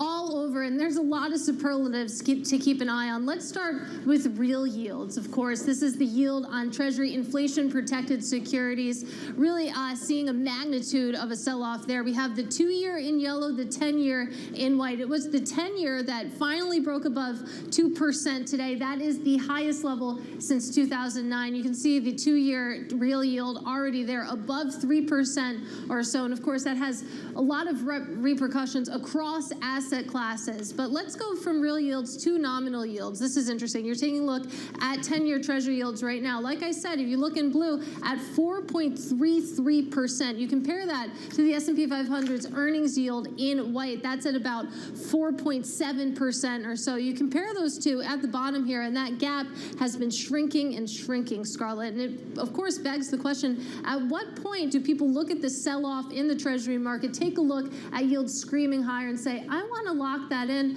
That looks pretty good relative to equities right now. It kind of looked that way at the start of trading today, but that didn't hold up. So let's go now to Emily Rowland. She is co-chief investment strategist over at John Hancock Investment Management. Emily, what does it say that stocks started off lower, but have quickly erased their losses and are now higher, even as Treasury yields continue to, as Katie put it, scream higher?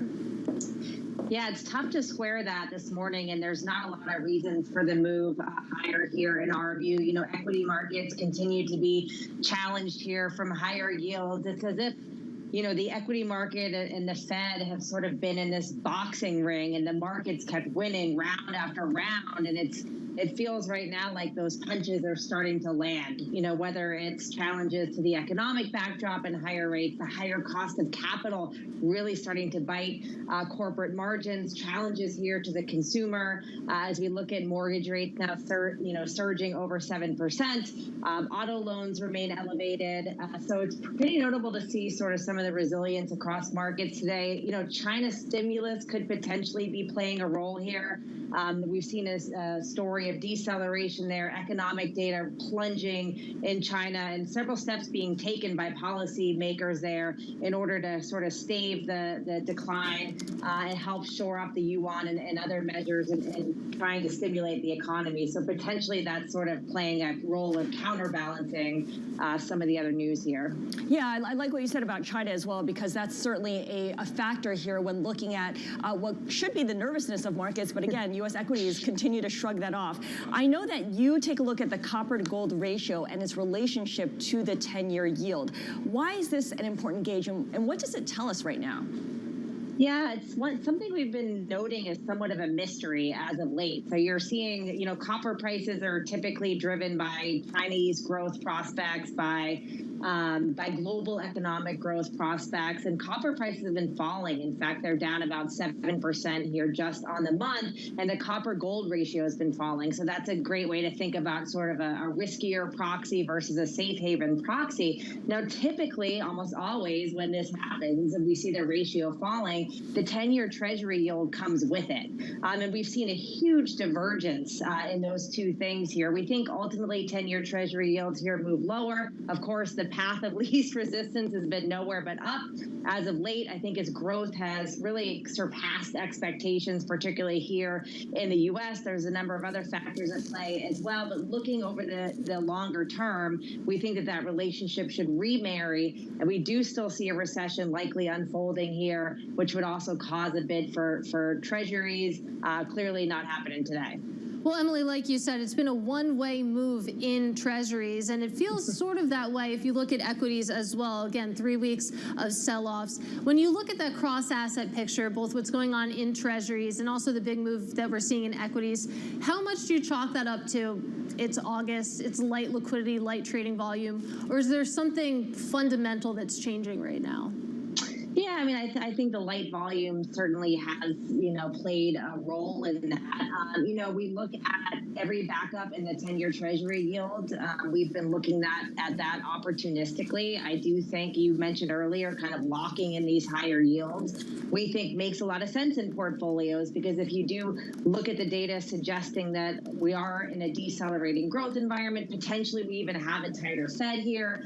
I think looking at the income that high quality bonds can produce right now in portfolios, grabbing onto that and really getting paid to wait for this decelerating environment to ultimately unfold into the next cycle makes a lot of sense here. We still, though, want to own equities. We can see these big moves higher in risk assets in these late cycle environments, which is exactly where we are today, but we want to be mindful about how we do it. So we're avoiding more cyclical parts of the market, unprofitable growth stocks, small cap equities, emerging market equities, and we're leaning into higher quality and more defensive parts of the market. These are companies with great balance sheets, lots of cash, more durable profitability. Think U.S. technology stocks, healthcare as a sector that's starting to show a bit of leadership, perking up here a little bit, an area that has both high quality and defensive characteristics. We really think that the baton can be passed to that sector as the remainder of the year plays out. Yeah, Emily, to that point, I was taking a look at the quality factor earlier today. It's outperforming the S&P 500 by about 5 percentage points year to date, which I was surprised to see. But I want to stick with treasuries here because it's interesting to hear you say maybe now is the time to wait it out, wait for that downturn. But like you also said, it's been a one-way move in rates. Do you wait for this period of summer trading to pass, or is now the time to extend duration? Yeah, we're not really extending duration. We're pretty much right at the benchmark. We had been short duration for quite some time, and we've slowly been leaning into higher quality bonds here, looking at them as doing more heavy lifting in portfolios. So we think it's important not to wait. You know, I talk to a lot of financial advisors that say, hey, I like what you're saying about bonds, but I'm going to sort of wait and see where the next leg is. Typically, it's too late. If you look at a chart showing the last number of cycles going into a recession, bond yields fall precipitously. So it's often you're missing that opportunity if you're waiting too long in order to engage there. What we're seeing, of course, right now is that a lot of investors are gravitating towards the short end of the curve. Granted, it's exciting that there's something that can be different done with cash right now. We recognize that, but we think that those investors may be subjecting themselves to potential reinvestment risk. As we do see bond yields falling over the next year, those assets are going to need to be reinvested at a much lower rate. In fact, the 10-year Treasury yield tends to fall on average about 2.6% from peak to trough into a recession. So if you're looking at a 1 or 2 handle on the 10-year Treasury yield in that next period of contraction, then again, reinvestment risk is a real thing. Yeah, the drop in yield could be quick when it starts to happen. Emily, really appreciate it. Emily Rowland is co-chief investment strategist over at John Hancock Investment Management. We're just getting started here on Bloomberg Markets The Close, because coming up, as we've been talking about, 10-year Treasury yields hit the highest since 2007 ahead of the Fed's Jackson Hole gathering, which begins later this week. Is this what the central bank wants to see? Nathan Sheets, global chief economist at Citi Research, joins us. Plus, in our big take today, how China's President Xi's trying to keep his nation's economic miracle going in the face of its biggest test yet. And Zoom reports after the closing bell as it faces headwinds from increasing competition and a potential fall off in post-pandemic demand. We're going to have the results as soon as they are released shortly after 4 p.m. All that and more coming up on Bloomberg. This is Bloomberg Markets The Close.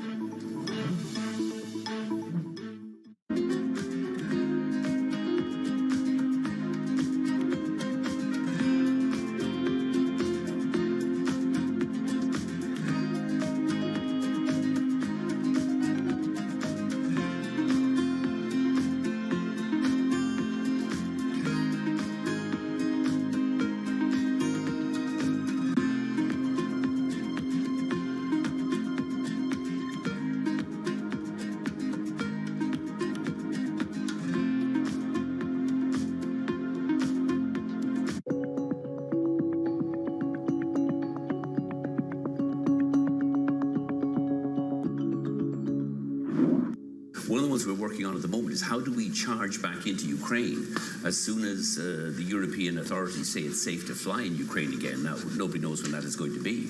But we were Ukraine's second largest airline when the Russians invaded on the 24th of February last year. We would be Ukraine's biggest airline the week after they tell us it's safe to go back in there, because we're going to charge back in there.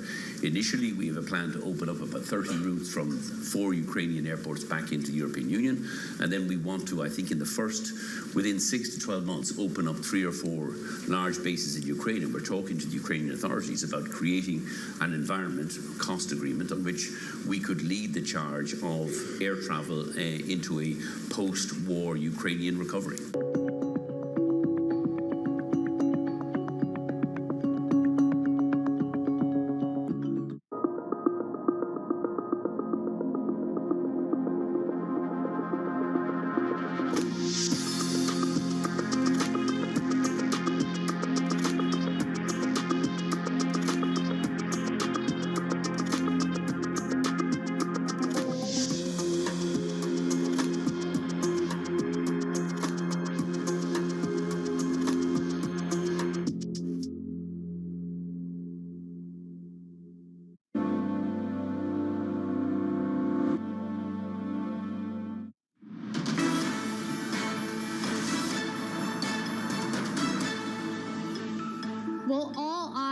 on Jackson Hole this week. Global central bankers gathering in Wyoming on Thursday, with investors bracing for Fed Chair Jay Powell on Friday, and his speech coming at 10 a.m. Eastern Time. Bloomberg's Michael McKee will be on the ground. And Mike, when Jerome Powell finally takes the stage, what kind of bird will fly? Will it be a hawk or will it be a dove?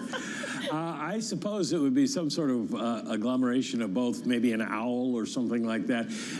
There's no real reason he needs to make news this time. Last year, he wanted to say to the markets, you're offsides, you're not with us, you're pushing us in the wrong direction, we're not seeing rates move high enough, fast enough.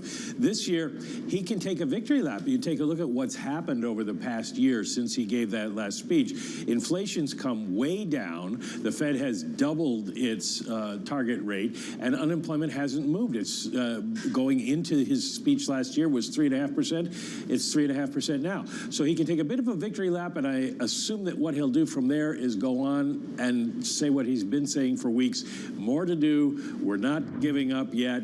We're going to leave rates high enough until we see them come down towards the 2% target, but not really push anybody to change any views of what the Fed's going to do. So he's nothing if not consistent. Katie has been calling this Jackson Hole meeting half a Fed meeting? Half a Fed meeting. Half a Fed meeting.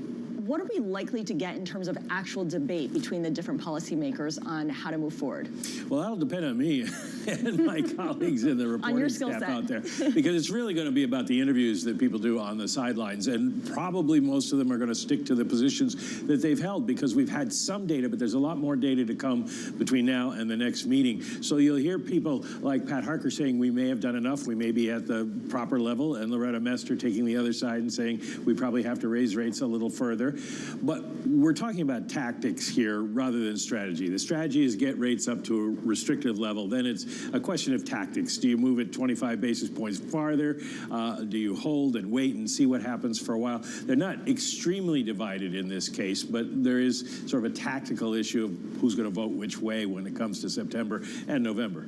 All right, great reminder that November's a meeting to watch. Mike McKee, thank you so much. And of course, Mike McKee will be on his way to Jackson Hole later on this week. In the meantime, let's continue the conversation with Nathan Sheets, Chief Global Economist over at Citi. And I loved Katie's question about what kind of bird will fly, whether it's a hawk or a dove. What's your take, Nathan? Well, I think Mike's answer about the owl is certainly what Jay Powell hopes emerges from the discussion and the market's takeaway from his remarks. But whether it will ultimately rise to that level of wisdom or not, I think is very much an open issue. Well said. But more broadly here, I think that Powell has been telling the markets and telling the economy for the last 18 months to 2 years that they're going to hike, they're going to be tough on inflation, they're going to stay after it until the job's done. And I think we're now at a place where the bond market is starting to believe that.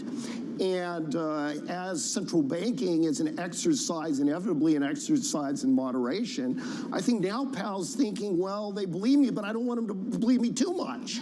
And how high they want this 10-year Treasury yield to be when he's finished speaking, I think is an open issue. But I'd be surprised if he's gunning for something higher than what he's seeing in the markets today. At what level would the 10-year yield be at an uncomfortable level for Jay Powell?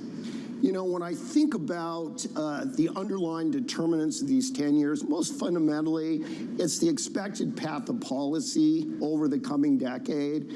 And the thought that the Fed on average could be around 4.5% for an entire decade seems to me pretty aggressive. So I don't know where their choke point is. I do know they've been looking for some tightening of financial conditions, but we've got to be getting close to a point where the Fed's watching pretty closely and isn't necessarily looking for a further upward move in Treasury yields from here. Let's talk about financial conditions a little bit more, because you look at most market-based measures and it shows actually a loosening, certainly not a tightening. But then you take a look at real rates, specifically the 10-year real rate at about 2% or so. Is that what we should be paying attention to when we talk about financial conditions? my feeling is that thinking about financial conditions, it really is a potpourri of considerations, and we've got to consider all of them. You know, is the real rate important? Yes. Does that receive pride of place in Fed discussions? So when they're thinking hard about transmission of policy, I think that's where they start. But they're also thinking about financial conditions more broadly, the equity market, which has been surprisingly buoyant over the last 18 months through this hiking cycle. The dollar's been relatively strong. Credit spreads have done quite well. So I think the Fed's got to consider all of that. And kind of putting all of that together, I think the Fed's at a place where they're willing to say maybe we've had the tightening in financial conditions that we need. But I think that they'd also say that the jury is still out on that. And I think that they're, you know, our expectation is they hike once more. And then they have the luxury, given that they've hiked so much over the last 18 months, of just kind of looking around and seeing how the economy evolves, and specifically how inflation expectations perform. And hopefully that will be enough. But there's a risk that it won't be, and in that case, I think the Fed is prepared to do more. Well, let's talk about specifically inflation expectations and inflation. Inflation expectations, they've really been going nowhere, which I would think is a win for the Fed. And then you think about inflation, it's come way down. But the path to 2%, is it going to take a crack in the labor market? Is it going to take a crack in the corporate credit market? What does the last yard to 2% look like? Historically, getting back to 2% when inflation has been this high and the labor market this tight has entailed a recession and rising unemployment. I think the soft landing team is arguing, well, this time it's different. And I think the critical way in which this time really is different is that inflation expectations are well anchored. And as I said, I think that gives the Fed a little bit more operational flexibility, a little bit more time to wait and see. And as long as they stay anchored, and I think inflation expectations are the Fed's North Star here, as long as they stay anchored, I think the Fed can see if the medicine that it's administered to date proves sufficient, or if they have to do more. But bottom line, history says you need that recession, the higher unemployment. Maybe the Fed will be able to land it, but the jury, as it is on a lot of things right now, is out on that as well. Well, Nathan, to your point, that soft landing crowd has gotten a lot louder over the past few weeks. So we'll see how that shakes out. Nathan, really enjoyed that. That is Nathan Sheets. He is Chief Global Economist over at Citi. Now, coming up on the close in our big take, China's President Xi facing his toughest economic challenge yet. We'll have the latest on how Beijing is responding to the pressure. This is Bloomberg.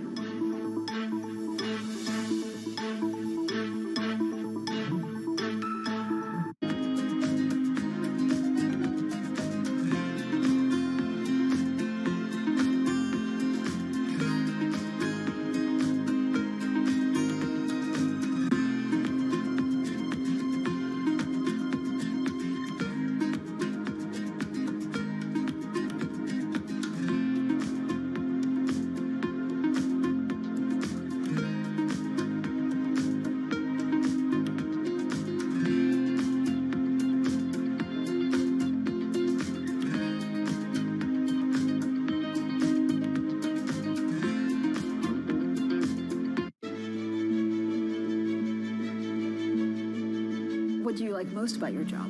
I think the people. I mean, ultimately, we're a people business. A lot of what my job is as CEO of the company is to give those people sort of motivation, to tell them where we're going, to encourage them to come up and do their best work, to encourage them to collaborate. Sometimes you sort of think you're almost a psychologist, as you are a business leader, I think, sometimes.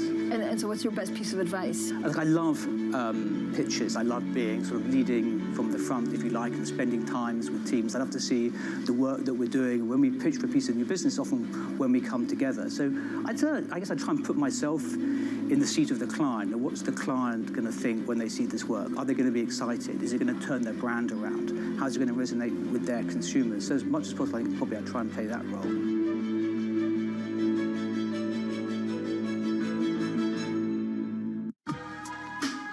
On the David Rubenstein Show, peer-to-peer conversations, I uncover the untold stories of the world's most successful leaders. Watch Wednesdays on Bloomberg Television.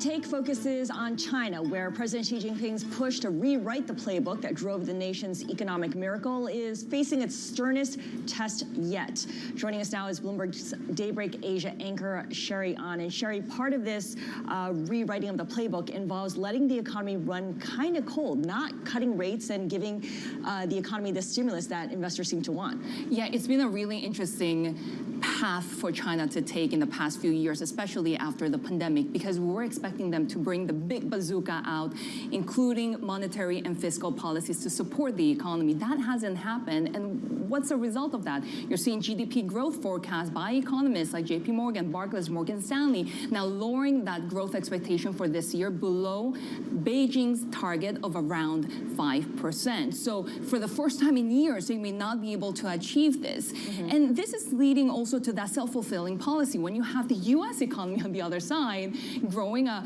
much faster pace than expected, or at least becoming very, very resilient to trying to really cool down the economy. So a lot of those investments are flowing to the U.S., and we're seeing China's GDP falling to around 67% of the level of the United States. Remember, just a few years back, we were talking about when will China surpass the United States.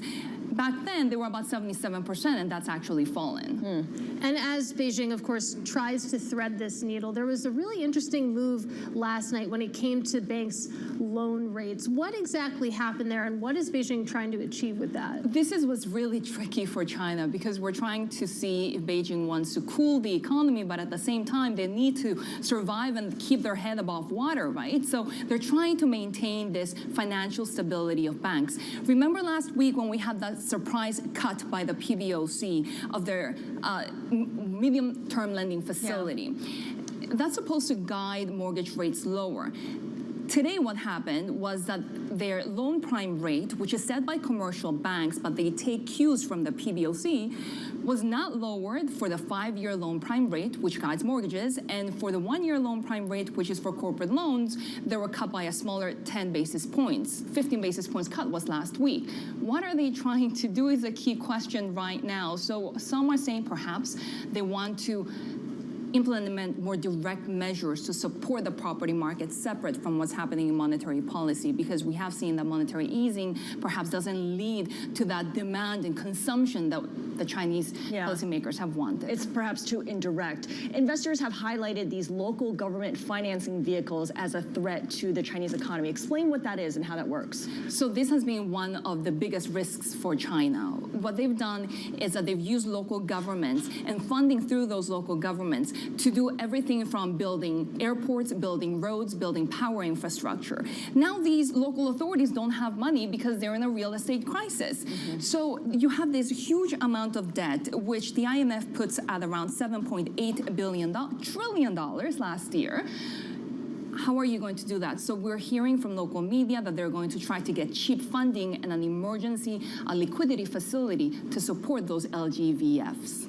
Well, it's going to be fascinating to see how this all shakes out. Know that you'll be on top of it. Our thanks to Bloomberg emerging markets correspondent Sherry An. Meanwhile, in the U.S., you're taking a look at the equity market. The S&P 500 currently up about 0.5%. Scarlett, you take a look at the NASDAQ 100. Kissed session highs just a few minutes ago, currently up about 1.4%. Yeah, only the Dow and the Russell 2000 are in the red, and they're pairing those losses quickly. All right, 90 minutes until the close. Much more markets coverage coming up next.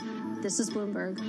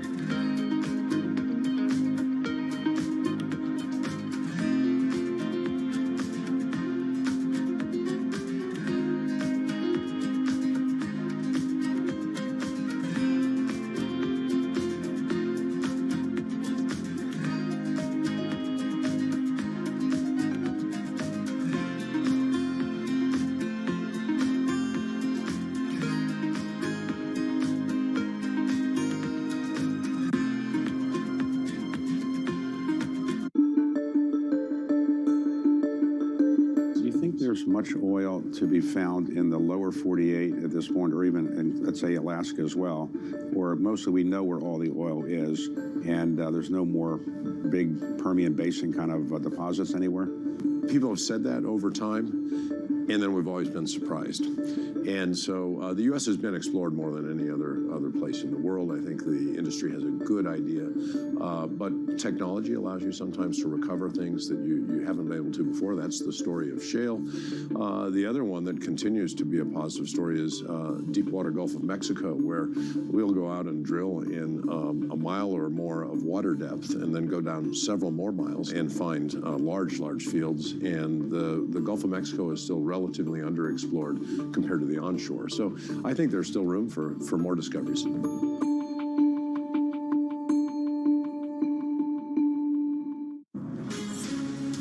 From the beating heart of global finance, economics, and politics, and wherever newsmakers are moving markets, Bloomberg brings you conversations that allow for deep discussions and important insights. How has that shaped your strategy for the bank? Is this a new normal? Is this like a catalyst? Do you think we're in a new phase for dividend policy overall? That's a great question. I'm Francine Lacqua, and this is The Pulse, every weekday at 9 a.m. only on Bloomberg. Good morning, good morning. This is Bloomberg Surveillance on TV and radio. Welcome to Bloomberg Markets, China Open. Good morning, everyone, and welcome to The Pulse. This is Bloomberg Technology. And welcome to Balance of Power. This is Bloomberg. Why do the biggest names in business choose Bloomberg? That is a great question. It's a great question. Great question. Great question. That's a question I get all night. Bloomberg, top experts, great questions.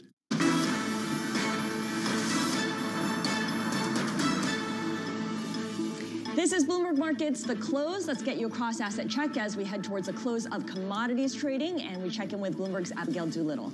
So it's really interesting, Scarlett. If we were to take a look at the Bloomberg Commodity Index, it's basically flat, but take a look at all of these moves that we have beneath the surface. Crude down 0.7% after two big up days at the end of last week. Investors, traders really trying to find a little bit of direction there. And I think that was a second down week for crude, too, breaking, or maybe the first down week, breaking a long string of wins. So some volatility entering the oil market, but still above $80 a barrel. Natural gas higher as a deadline looms around the LNG strike in Australia, giving a little bit of a bid to natural gas. Wheat down 2.1%, down more than 20% on the year, heading to its worst year since 2009. And then finally, silver up 2.7%. Apparently, Scarlett, this is sort of outside of my realm of expertise, but from a technical standpoint, it's hitting certain levels that suggest that silver could see a pretty big bounce ahead, this ahead of Jackson Hole.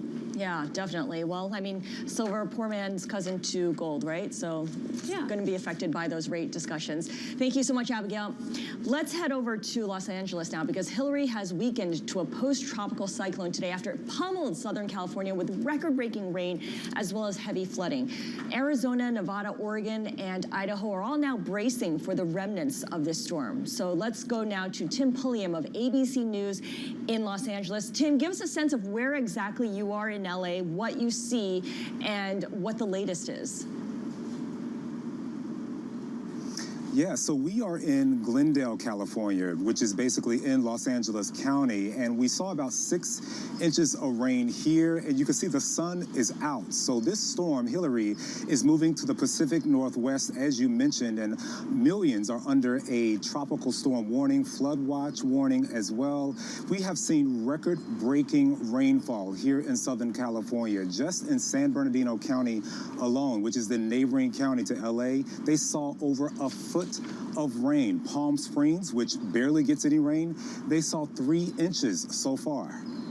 And Tim, as you say, the sun is shining now, but as you just walked through, it's been a brutal couple of days. Do we have any sense of what the costs related to the damages might look like?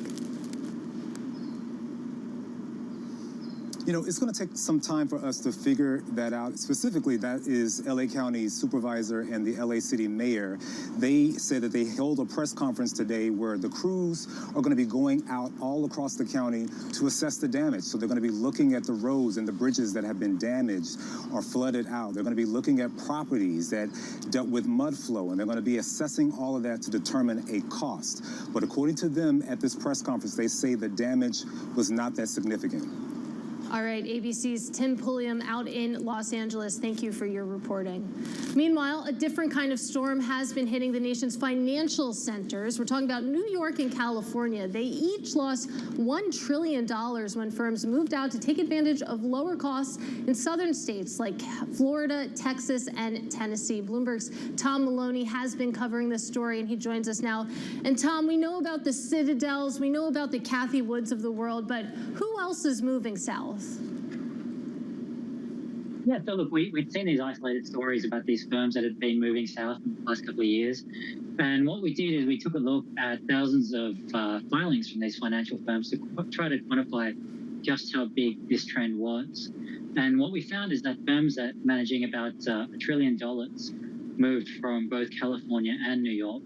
And around 2.5% of all investment advisors in the US have moved since the start of 2020. So it's not just a couple of these isolated firms, it's kind of a real trend, and it's sort of remaking the financial ecosystem across the United States.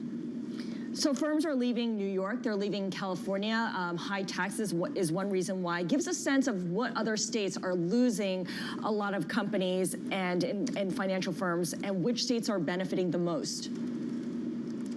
Yeah, look, another one that has lost a lot of firms is Washington State. And in terms of the ones that are benefiting, I mean, Florida and Texas, obviously. The majority of firms, or at least the biggest destination for firms leaving New York is Florida, and the biggest destination for firms leaving California was Texas. There's a few other beneficiaries in the South as well. Tennessee added a few firms and actually really bulked up its assets under management by about $600 billion, I think the number was. North Carolina as well was a big beneficiary. So really it's like these Sunbelt states that have been the biggest beneficiary. And Tom, zooming out, what is driving this dynamic? Is it just taxes, or does it go beyond that? Look, taxes is definitely a big part of it. These are taxes that levy lower or no state income tax, and since the SALT deduction was limited, the kind of financial arbitrage or the benefit that a high-income earner gets from moving to these states has gone up significantly. So I think that's part of it. These are lower cost of living places as well. So, if you've been living in a little apartment in New York for a long time and you can move down to Florida and get a big mansion by the beach, that's a huge change. There's weather as well for people living in New York. That's something that they talk about a lot. And I think, though, there's other trends as well. So, you have baby boomers, that's the wealthiest generation in human history.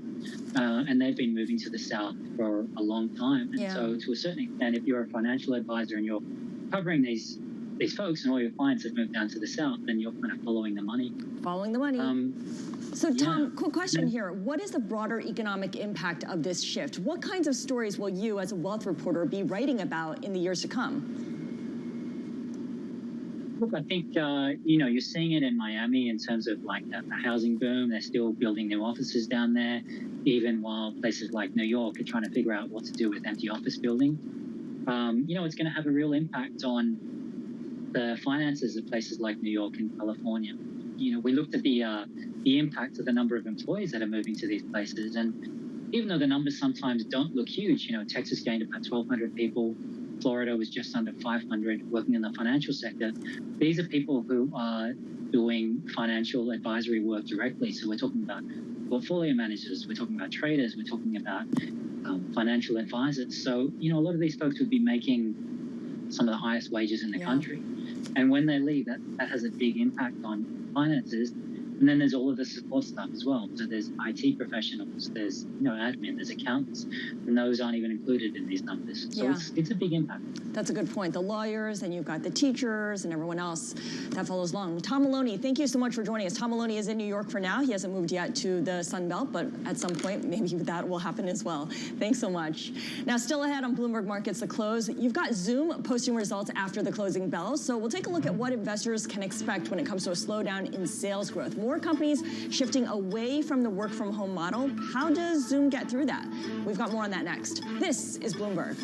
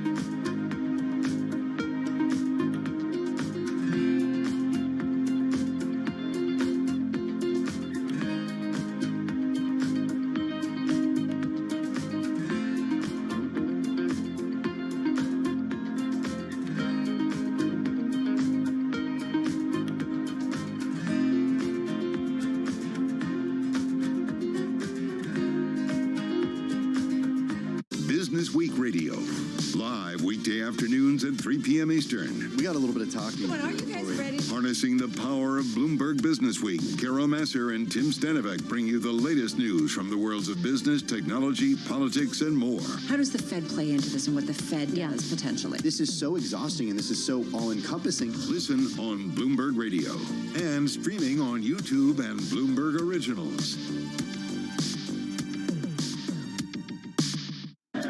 From New York City, In London, in Sydney, from Washington, in Tokyo. 9 a.m. in Beijing and Shanghai. Good morning, everyone. Have a great evening. Here's what I'm watching. You do not want to miss this story. Is there the kind of upside?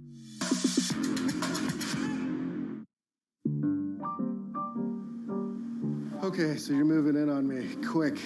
You're distracting me with your fancy hands. I'm going to deal with your knight because it's really bothering me. Ah, my knight. Yeah, he's a troublemaker. Yeah. What did you get up to this weekend? You know, just robot stuff. A lot of chess. I was practicing for you. I know you're pretty good. Ooh, I don't like that. I will take this. Put it over here. Not cool. Not cool. All right, I will concede. I can see. You've got me beat. Very good game. Well played. Thank you, sir. Thank you.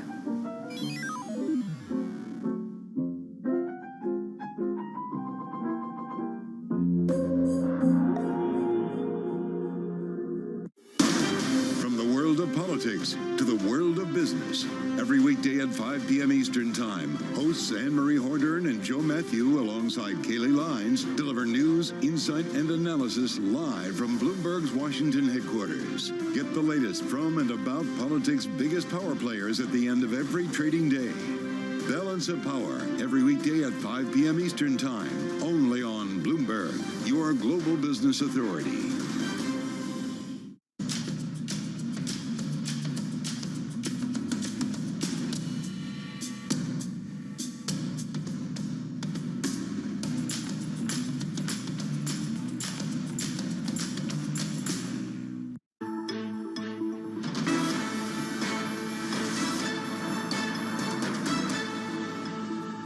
Time now for top calls. Look at some of the big movers on the back of analysts' recommendations. And we start with NVIDIA. HSBC boosting its price target to $780, up from $600. Also keeps a buy rating on the shares. And the analyst says that the market expectations for NVIDIA's AI server momentum was higher than anticipated. Also believes that NVIDIA's earnings upside potential still not fully priced into the shares. Of course, NVIDIA reporting on Wednesday. Shares flying right now, up almost 7%. Next up, we have Cogent Communications. Goldman Sachs raised the stock to neutral from sell. Now, this high-speed provider finalized a deal to buy T-Mobile's wireline assets back in May. And since then, the analyst sees improved financial flexibility and expects rapid EBITDA margin expansion. Shares right now up a little bit, about 0.4%. And finally, we have AppFolio, the application software company, upgraded to overweight from equal weight over at Stephens. The analyst there sees a clear shift to profitable growth and elevating the company's margin profile. Shares right now currently up about 11.5%. And those are some of our top calls. Meanwhile, we're awaiting second quarter results from Zoom. Those are out later today. And the Street expects a slight revenue beat consistent with the last 2 quarters. For more on what to expect, we're joined by Siddhi Panigrahi, Mizuho Securities Managing Director and Software Equity Research. And Siddhi, I was looking at the shares beforehand. They're down about 31% year to date. Is what we're going to hear at 4:05 p.m. today going to change that narrative? Yes, thanks for having me here. Look, so Zoom is kind of now recovering back from like the meteoric rise of growth last, during pandemic. So this is kind of a transition year. So their online channel kind of was stabilizing, but last quarter, what you heard is that enterprise segment, which was like the growthier part of the segment, they were seeing some kind of disruption. They are doing some sales reorg and mostly outside North America, and there was some macro pressure as well. So that was kind of one of the reasons, like when they lowered their, expectation for that enterprise segment growth from 20% plus to almost like 6%. So that was one of the reasons what you saw. But now expectations kind of backed into the share price, that low expectation. Heading to this print and today's call, probably we'll hear more like how that enterprise segment stabilizing for the near term. But long term, we're going to look at how Zoom is transitioning from a tool for video conferencing to now become a platform for communication and collaboration. Well, on that point, I'm looking through your research. You point out that longer term, you expect the growing traction of Zoom Phone to be one of the things that helps drive revenue growth. Zooming out, what is Zoom Phone? What does that actually look like, and how meaningful could that be to Zoom? Yes, exactly. So Zoom Phone, they started around 2018-19. So basically your desk phone that you have right now, you have your own PBX and on-prem in your data center. So cloud phones are basically you hooked on, connect to the internet, and your desk phone is connected. Even you're on the go, you can have that app. So somebody calls your work number, you can pick up that line. So that is kind of picking up, post-COVID era. We have seen Ring Central was one of the leaders there, but Zoom Phone started picking up. What's interesting now that it's already now 10% of their revenue was phone. So that is almost like a $500 million revenue already for phone. So that is the growthier part right now, that they are able to cross-sell to the massive install base. Right. And you'll see more layers of different products they were planning to cross-sell. Citi, when you look at who Zoom's competition is, at one point when we were all working from home and engaging with each other over these conference calls, you had Microsoft Teams, you had Google Meets. Are they still competition, or is the return to office mandate competition? I think I look at Microsoft as one of the competition at this point. That's primarily because they are aggressively getting into that, Microsoft Teams becoming a platform. But to your other point, going back to the work, it's getting into a hybrid environment. We're probably going 3-4 days to office, and even some of the meetings, we still need Zoom. So it doesn't like if you, let's say 50% or 70% employee back to the office, but then few people working from home. That's kind of driving, you still need that Zoom video, that tool.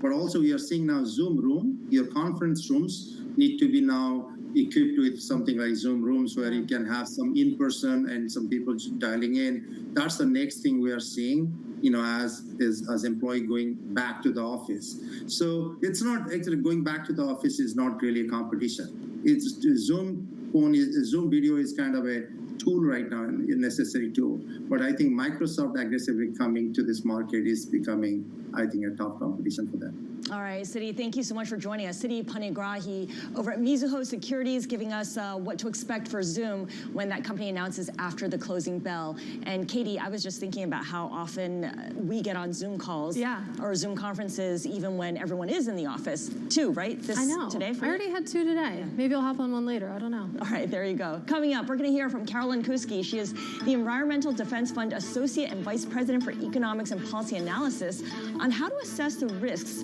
as a result of unprecedented extreme weather and some of the new tools that insurance companies are now relying on. This is Bloomberg.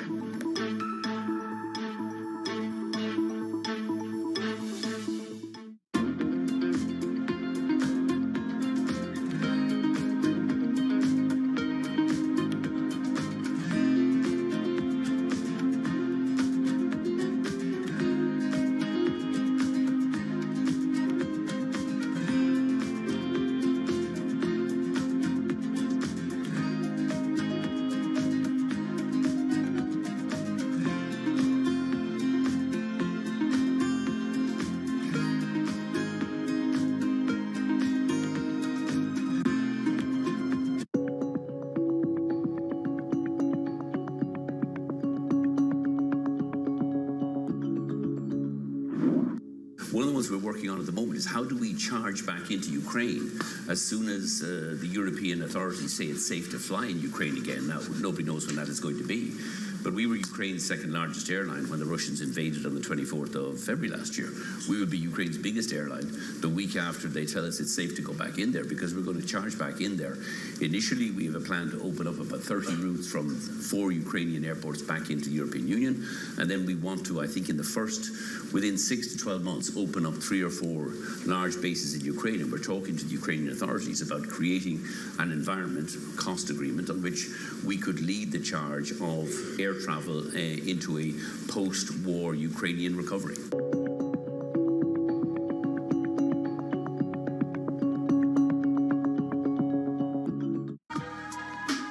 On the David Rubenstein Show, peer-to-peer conversations, I uncover the untold stories of the world's most successful leaders.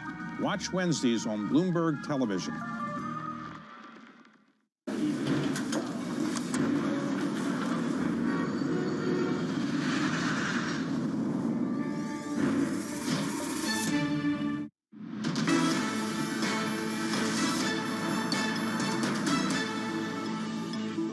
It's time now for our Wall Street Week daily segment. With extreme weather events like the Maui wildfire and Tropical Storm Hillary becoming more frequent, the CIO of CalSTRS says investors will need to start paying attention.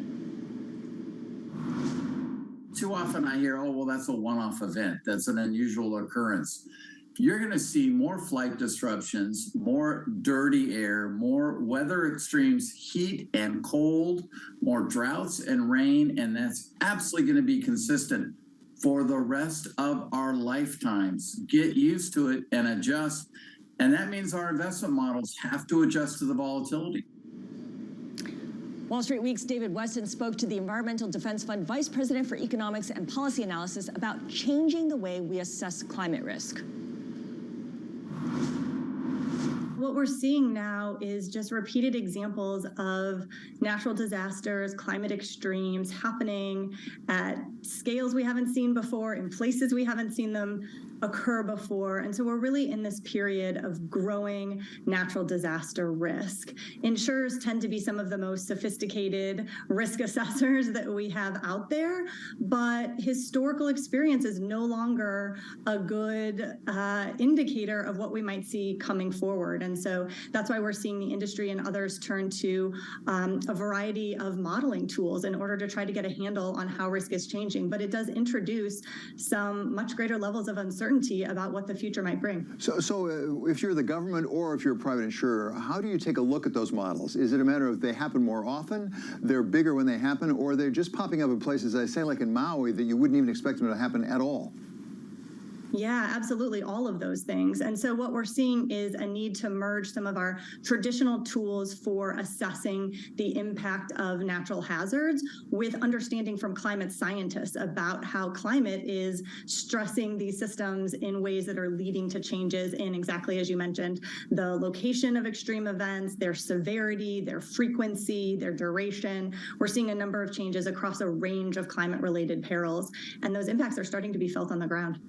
As people try to work through the models, reform the models for a different climate, what are the respective responsibilities, in your judgment, of the government, the public sector on the one hand, and the private sector and insurance companies on the other? Yeah, well, what we're seeing is that the traditional model of insurance, particularly for the homeowners market in the U.S., is one of one-year annual policies. And so because of this, they're most interested in what the immediate risks are in the coming year in the short term. And they're able to rapidly adjust their exposure by changing where they're writing policies. And so they're able to respond fairly quickly as they see risks changing over time. The public sector is making investments in many long-lived things, our infrastructure, where we allow building and the type of building, and those investments are going to have impacts on what losses we see decades into the future. And so in some sense, they need actually a much longer-term view of how risk is changing over time than an insurer needs for their immediate business decisions. Well, we're seeing some of that response from insurance companies already. For example, in California with insuring homes, as I understand it, for example, Allstate, I think, pulled out of the state. Is that helpful or hurtful? I mean, the fact that an insurance company can just say, okay, we're not going to write policies there anymore. Yeah, we're seeing this trend now in a number of climate stressed markets around the country, where as the risk gets to be too high for insurers to comfortably or profitably cover, or to be able to cover at prices that people can afford to pay for their insurance coverage, we see the private sector contracting in these markets. And what happens in response is that that risk is usually transferred over to the public sector. So we have a number of public sector disaster insurance programs to essentially pick up the risk when the private sector can't or won't. This has been happening for over 50 years with flood. We have a federal program to provide flood insurance when the private sector pulled back from that peril a long time ago. But we also see state level disaster insurance programs in every state that's prone to hurricanes. These are sometimes called beach plans or wind pools. And in some states like Florida, they're writing a growing amount of just standard property insurance and wind coverage in their state. We're also seeing in places of wildfire risk, to come back to the recent fires, but also California is seeing growing fire risk, and they also have a state program that's now writing more of these policies. The challenge of this, though, is that that's just shifting the risk to the public sector, and it might ultimately come back to hurt taxpayers. Well, what about that risk shifted to the public sector? Because I've understood from some of your work, actually, that we have, of course, FEMA. We have a certain amount that's appropriated every year, but increasingly we have to rely upon special appropriations because the basic appropriations are not enough. Is that working? Should we reform the way we're really appropriating money for these natural disasters? Yeah, the increasing risk that we're seeing around natural disasters is impacting not just the private sector, but our public sector disaster programs, as you mentioned. Is very severe. It often gets an official declaration from the president, and that opens up a number of different types of federal programs and federal dollars for people. FEMA governs many of these disaster dollars, but not all of them. And we are seeing that as we have more severe events or more frequent events, in order for FEMA to keep making those payments to households, to local governments to help with disaster response and recovery, that Congress needs to appropriate more and more dollars into those programs in order just to have the funds to keep paying people. To come back to Maui for a moment, our hearts all go out to the men and women, the families in Lahaina. But what should the goal be for the government, for the private sector? Should the goal be to rebuild Lahaina the way it was, to rebuild it better? What should we be trying to accomplish here? Yeah, I think what we need to do is start thinking of these disasters, as terrible as they are, as opportunities to rethink the way we're building and where we're building so that we can be better prepared for the future, so that in the future these types of events aren't so tragic and don't impose so many losses. The real difficulty is that in the aftermath of a disaster, as everyone knows, is a really hard time to be thinking about those needed changes. And so we need to, as communities, as the federal government, as individuals, start thinking about what those shifts are that we need to be making in terms of our development, and to help us be prepared to implement those when the time for rebuilding comes. And that was Carolyn Kuski of the Environmental Defense Fund. Now, tomorrow we're going to be joined by Joey Gonzalez, CEO of Barry's. You know it as Barry's Boot Camp. Looking forward to it. Before we get there, still ahead on the close, you're looking at markets close to session highs right now. The S&P 500 up by 0.6%. Big tech even higher. The NASDAQ 100 up by 1.6%.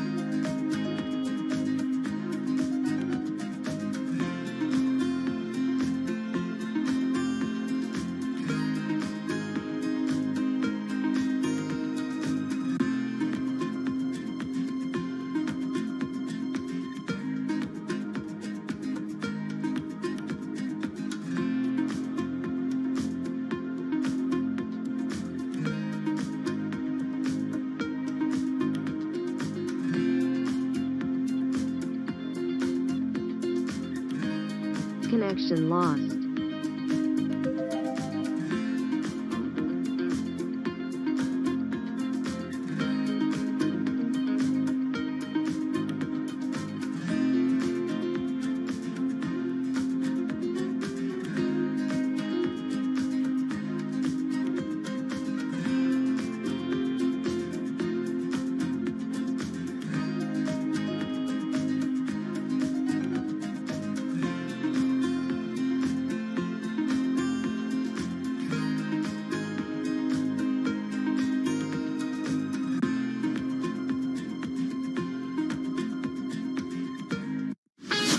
This is Bloomberg Business Week.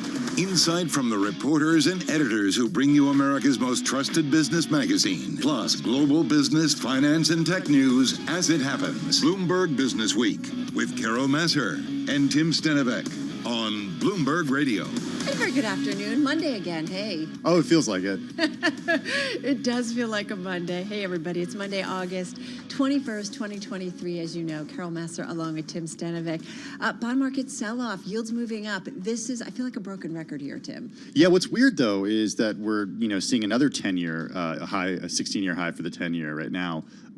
What's weird, though, is what NASDAQ is doing, what tech stocks are doing. When yields go up, don't tech stocks usually go down? I thought that we rethink their valuations. I don't know. Is everybody thinking ahead to NVIDIA earnings? NVIDIA analysts keep raising their price target on it. It's one of my gainers. I think it's top in the NASDAQ 100 and S&P 500. I'm not quite sure if that's maybe where everybody thinks the growth is coming from. Okay, we'll spend the next 3 hours trying to answer that question. Tim's like, come on, Carol, don't you have an answer? I actually was expecting an answer from you. I don't know, but no, that's okay. I find it wacky, this market environment. So we're going to talk about it with our TV colleagues in just a moment. We're also going to, and I think rightfully so, I think you and I feel very strongly about this, we're leading once again with the weather. Yeah, the summer of extreme, unexpected weather and climate change, the impact just continues. The costs, Carol, they're adding up. You think about things like wildfire smoke, the fires in Maui, and then most recently what we saw over the weekend in Southern California. It just doesn't end. So we're going to get into that. Yes, the cost. First and foremost, the cost in terms of lives that are lost. But we're also increasingly tackling the financial costs, the productivity costs. It's a big story. And then we've got a story, two stories, in fact, on two iconic Wall Street firms. One of them, a possible executive reshuffle or shuffling, if you will, and the other one exploring a couple of sales. They're big names. Yeah, how's that for a tease? All right, well, speaking of Wall Street, a who's who of firms expected. That's a good one. Ouch. We're going to be talking about one in just a couple of minutes, so, you don't have to stick around too long. But that's true. The other one is going to be a little later. ARM's massive tech IPO. Biggest since Rivian. This is a big deal. This is a big deal. We're waiting for details. Could get them at any point today or after the close, so we'll certainly be on top of that. And then New York and California each lost $1 trillion thanks to, the migration down south. Do they stay down south? That's the question. I don't know, right? That is the question. Also, Chris Christie, who is absolutely, totally, no doubt about it, yes, 100% anti-Trump. I've seen this movie before. So maybe not. I love this story. And then we're going to get the best from Monterey Car Week. It's all to come. But right now, over to our TV colleagues. We're going to talk about the markets. Countdown to the close. It starts right now. Countdown to the close. Bloomberg's comprehensive cross-platform coverage ahead of the U.S. market close starts right now. This is the Countdown to the Close. I'm Scarlett Fu here with Katie Greifeld. Romaine Bostic is off for the week, but we are joined now by our colleagues Carol Masser and Tim Stenivek. And of course, as a result, we welcome in full our Bloomberg audiences across television, radio, YouTube, and streaming on Originals. Guys, we have an update today so far. I know. So far, I said, Tim and I at the top of our broadcast were like, wacky days again. We've got yields moving up, and then all of a sudden we've got, the equity market turning around. Having said that, wait, could we get a turnaround in the IPO market? We're all waiting for some details on the ARM IPO. I mean, that would be a big deal. We're talking about potentially $8 to $10 billion in an IPO raise, if you will. It could be one of the top 5 tech IPOs. But I think it's interesting for a lot of different reasons, Tim. Does it mean that the IPO market might just start to come back? Yeah, I think that's the biggest story here. I mean, at this point in the year, this is the worst year for IPOs since going back to the depths of the financial crisis back in 2009. It is such a difference from what we saw a couple years ago, Scarlett, in 2021, which, by the way, was when we saw Rivian go public. And ARM's IPO, if it were to happen in September, like Bloomberg News is reporting, then that would be the biggest IPO since Rivian's. Yeah, well, we're looking ahead to maybe Instacart going public if this does happen, ARM that is. And I'm looking forward to Birkenstock going public. Is that because of Barbie? Is that because of Barbie? We've only been waiting 250 years for that, right? It is interesting, to Tim's point, that this year has been so terrible for IPOs because, okay, last year was terrible because stocks were getting slammed. This year has been a pretty benign stock market environment. I mean, you've seen stocks up until the last 3 weeks ago or so go up and to the right, and still it's taken a while for that pipeline to restart. Don't you feel like, though, anything to do with the chip sector is just a whole other world? I feel like it's in its own little category. So this could be a big deal, and then ultimately the rest of the IPO market maybe doesn't go anywhere. I don't know. We'll see. We'll see if that IPO comes through, and of course we'll bring you details as they cross. But I did want to talk about Goldman Sachs because, of course, there's been a lot of palace intrigue over at Goldman Sachs, and today reporting out there that Goldman Sachs is exploring a sale of its investment advisory business. Remember, it bought United Capital 4 years ago for $750 million. That was back in 2019. Now it's looking to unwind that, trying to get out of the mass market potentially. Yeah, this is part of the larger story of how Goldman's foray into consumer banking hasn't exactly gone off as planned. And so the Green Sky purchase didn't really work out. Marcus is something that they're kind of trying to streamline. And of course, now this purchase is something they're going to look to sell. It's raised a lot of questions about leadership at the firm as a result. Right, and we've covered a lot of those leadership questions in the past couple of weeks with David Solomon and the questions around the senior executives there. But I wonder, Carol, if it just says that perhaps Goldman should never have tried to sort of go outside of its lane of catering to, ultra high net worth individuals and trying to get this mass market under its umbrella. Yeah, good intentions, right? Or what is it, what is that saying? Blank, blank, blank is paved. I'm just going to butcher it if I even attempt to do it. Road to hell is paved with good intentions, that one? Maybe that's what Goldman's been up to. But I mean, I guess at this point we talk about great resets, right? When it comes to valuations or the economy or inflation, all those things. But maybe this is about the great reset for Goldman. They tried some things, it's not working. They're selling things off. We'll see whether or not investors get comfortable with what they're doing and maybe just kind of them saying, hey, maybe we made some mistakes, so let's clean it up and let's move forward. Well, the thing is, everyone in the industry has seen what Morgan Stanley was able to do with its expansion into wealth management and those profit margins that have stabilized and, the reward that investors have given the shares as a result. So Goldman's not the only one kind of chasing the wealth management business. JP Morgan has done that as well, picking up First Republic's private banking business. Yeah, no, really good point, right, in terms of the trends that we're seeing. All right, guys, we will be back in less than an hour's time. This wacky trade where we have seen stocks turn around in a big way. You've got stocks up, bonds down, yields up. We're going to count you down to the close on this Monday. Join us at 4 p.m. Wall Street time. Radio, TV, YouTube, and Bloomberg Originals. Beyond the Bell. We'll see you then.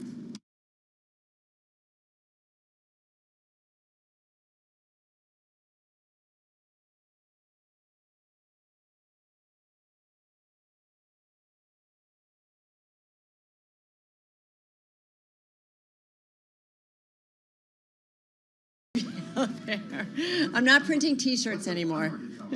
What's the bond? Certainly higher for longer. I mean, moving on up is what we see when it comes to yield. So let's get to it because it's a big week. Listening for clues about monetary policy. We'll all be doing that from the Kansas City Fed's annual symposium in Jackson Hole, where the title and theme this year is structural shifts in the global economy. They can cover a lot under that. Headed to Jackson Hole a little bit later this week. Bloomberg News international economics and policy correspondent Michael McKee. No one wears a cowboy hat better. Are you wearing your cowboy boots yet, Mike? Not yet. Okay. I will tomorrow. Got the fly rod packed? But kind of cool shoes. What do you call those? Oh, these are, well, I don't know if I'm allowed to say the maker on there. These are Colhan, but they've busted. A couple of years. I don't know if I'm allowed to say it, but I'm going to go ahead and say it. A couple of years ago, somebody from Colhan told me that they had hired a Nike designer to change their dress shoes into being more like sneakers. And if you notice, David Weston wears the same ones. And if it's fashionable enough for him, then I can wear them. But they're really comfortable. They weigh nothing. So. You don't take fashion advice from me. I wear Hokas. I don't know if you're familiar with Hokas. I've seen the ads for them. Yeah. And every time I say something to him, he's like, he apologizes. I know, they're big. But they're comfy. Everybody's wearing them. Yeah, the thing about Hokas is like you go visit your mom. and you realize that she's wearing Hokas, and you're like, those things look ridiculous, and then a year later, you're wearing them. Your mom's probably really cool. She's really cool. So just Yeah, be careful that's there, true. Mr. Stanovic. Also in our studio is... And we have to ask what she's wearing. Right. What are you wearing? It's our own little red carpet here. It's Molly Smith, Bloomberg News economics editor. A very no-name sandal that's great for my very problematic feet. Not tennis shoes? Not tennis shoes for the upcoming... Oh, we'll get there. Okay, we'll get there. All right, so we're not talking shoes, although what do the Fed folks wear? What do they all wear at Jackson Hole? It depends on the Fed folks, because some of them are decidedly city folks, and they wear their... Do they still wear their city gear? Nobody wears ties, but they do wear the dress loafers kind of thing that you would be at home at a New York nightclub or something wearing. And then at a nightclub? A lot of people. Sorry. Wow. All right, so I'm a little off. I was struggling for the word. Had to ask. Yeah, happy hour. Put it that way. And others are wearing sneakers and stuff like that. There aren't a lot who wear cowboy boots, but there aren't a lot of them from that part of the country. So. All right, well, we could talk more about clothes, but I think we should probably talk... I thought we were going to talk about yields and what's going to happen to Jackson Hole. Yeah, I guess we should go there. Can we start with you? You can start with me. All right, so what are we expecting, Mike? Is there going to be any big news? I don't think so. Well, let me back off and say I don't think so for Jay Powell, because Powell is in a situation this year where he doesn't have to make news. The Fed's on a pretty programmed path, and the markets are right more or less there with him, keeping interest rates even higher now so that we're staying tight, and that should bring down economic activity and the inflation rate. A year ago, the markets weren't reacting, even though the Fed was jacking up interest rates, and so he wanted to whack them upside the head, and he had that 8-minute speech. This year, I don't think he needs to do that, but there'll be more interest in the other central bankers who are going to be there, because Christine Lagarde has a if you do, if you don't situation going on with the ECB.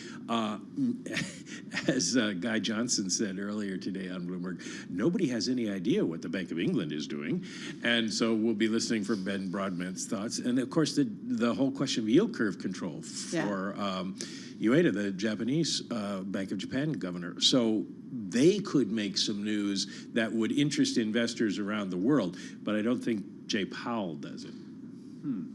Okay. All right, so Molly, come on in. So Mike's going to be wearing a hat and cowboy boots and riding a horse and all that good stuff at Jackson Hole. Are you going? I did not get my invite. That's okay. Join the US Open's Wait, you have to be I'm invited? busy. I can't go. I think you do. I think you do. What are you going to be watching, though? Because we're going to parse every word.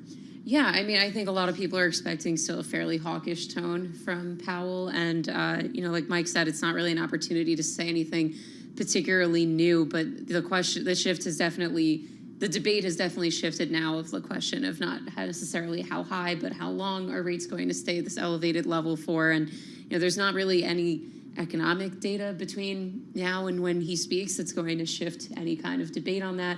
It's really just looking forward to September, November, and possibly December if there's another hike to expect this year.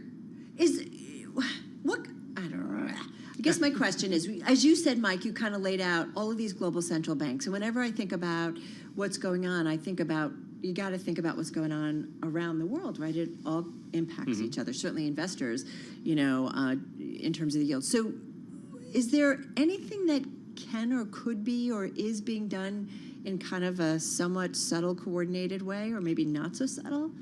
No, I don't think so. I mean, everybody is charged with doing their own thing for their own country. And while you take into account what other countries are doing, because there is a rebound effect, a second round effects on your economy, you don't make policy on that basis. And this is not a situation where there is a global financial crisis as there was in 2007. And there wasn't really a coordinated as such central bank reaction to that. Everybody cut rates because what else are you going to do? Right. There was a coordinated fiscal reaction. Gordon Brown of the UK organized that in 2009. So at this point, I don't see a group thing. Well, Mike, even if the second largest economy in the world is facing huge struggles right now, I'm talking, of course, of China and all the coverage that we've seen in the last couple of weeks there, I mean, what are central bankers around the world saying about China? Well, they expect it to hurt their economies a little bit because the Chinese will be buying less stuff. And that feeds through in different ways. The Australians are going to be worried about natural resources that the Chinese aren't buying. We're going to be worried about parts that go into computers and things like that we ship over to them and they assemble and send back to us. So you'll have those impacts, but especially with a country like China, it wouldn't matter what the rest of the world thinks. They're going to run their own policy their own way. Yeah. Well, so let me ask you, because it's entitled Jackson Hole, Structural Shifts in the Global Economy. So, Molly, you first. With that theme, does that shift possibly include a Fed that shifts to a view that includes a 3% inflation rate? Wouldn't that make it easier? But Mission accomplished. I feel like there's more momentum behind this idea that, folks, 2% isn't real. I mean, this is what, Powell and co have been saying this entire time. Look at Tim shaking his head. I feel like we've asked this question so many times. I know, but I just feel like... But look, and it's not just you, though. There are plenty of, very smart economists who have been looking at this for a long time who have wondered, why is it 2%? And is that really a reasonable goal? And, to assess, in this, now structural new shift that we've had in the economy, is 2% appropriate? And a lot of people would argue, no, it's not. And that, 3% could be easy to say mission accomplished, but it could also be then, are we quitting? Is this over? Have we just basically given up because 2% isn't attainable? And again, of course, we discussed, I think it was last week, that just because inflation is rising at a lower level doesn't mean that Americans aren't still suffering. All right, so Mike, come on in on this. I know we've talked about this a million times, but I do wonder, I'm a Taurus and I'm a bull and I'm stubborn as hell. But it's is there at some point you do realize... Full transparency, because he knows it's true. I've known you for a long time. I'm not going to argue with you on that. But I do come to a point where I'm like, all right, you have a point. There is something of an economic point to this, and even the people like Ben Bernanke who were promoting the 2% target, which I guess the number I was told was sort of the compromise proposed by Janet Yellen when she was vice chair, or even president of San Francisco Fed. But times have changed. And at that point, interest rates were going down to nothing, and inflation was going down to nothing. So 2% made sense. You don't want it at zero because it's too easy to tip into recession or a period where people stop buying stuff of disinflation, and then you're at the zero bound and you don't have anywhere to go. But the problem is as Molly says, if you start talking about that, then markets are going to think, well, okay, they have changed policy. Right. And what Powell has said in the past is that this is something we should talk about, but we should talk about it in concert with our next review of monetary policy. You remember in 2020, they said we're going to start this new average inflation targeting, but every 5 years we're going to review it. So if you do it in that regard, it sort of buries it in the process and becomes less about the Fed is changing policy than the Fed is thinking about changing it, and we're going to hear both sides. Real quickly, when you look at the economic data, what's more at risk, higher inflation or a recession? At this point, that's a tough one because it doesn't look like inflation's going to rise significantly, but it will probably go up just mathematically. But recession seems to be falling away. Recession or inflation, real quick. I'm going to say inflation. Still energy risks, housing, food prices, all those, they could come back up.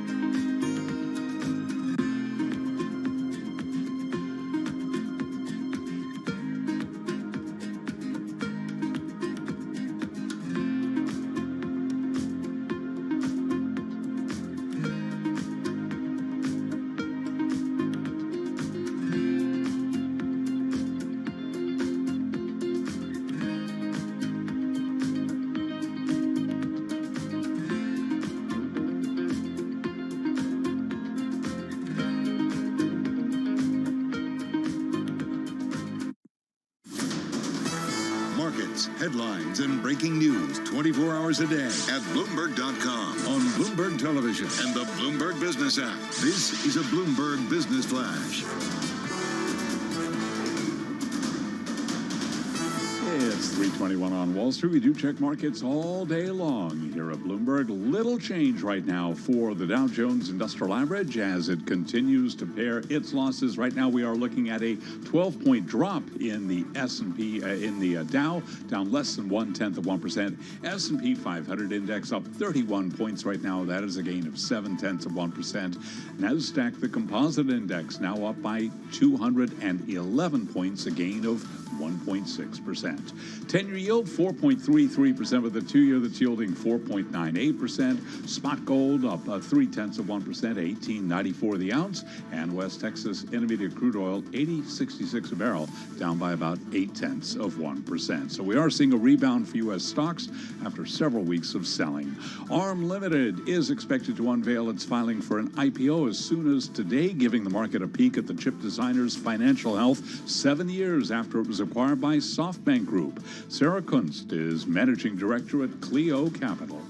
I think it's all about ARM. I think that this is going to be another week of AI, which it feels like every week has been over the last few months. But I think that, ARM's rumored, S1 filing that's supposed to become public. I think they'll do it if they do it this week before NVIDIA reports, because if NVIDIA doesn't come in where we want them to, they certainly don't want that muddying the waters. And I think that that's going to really jumpstart the question of could the IPO window actually be back open? And you can hear more of that conversation on the Bloomberg Markets podcast. You can download it wherever you get your podcasts.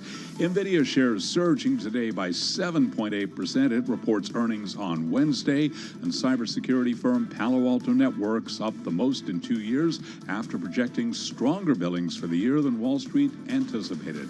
Palo Alto Networks up now by just about 14.8%. Again, recapping, we're looking at a mixed Monday here.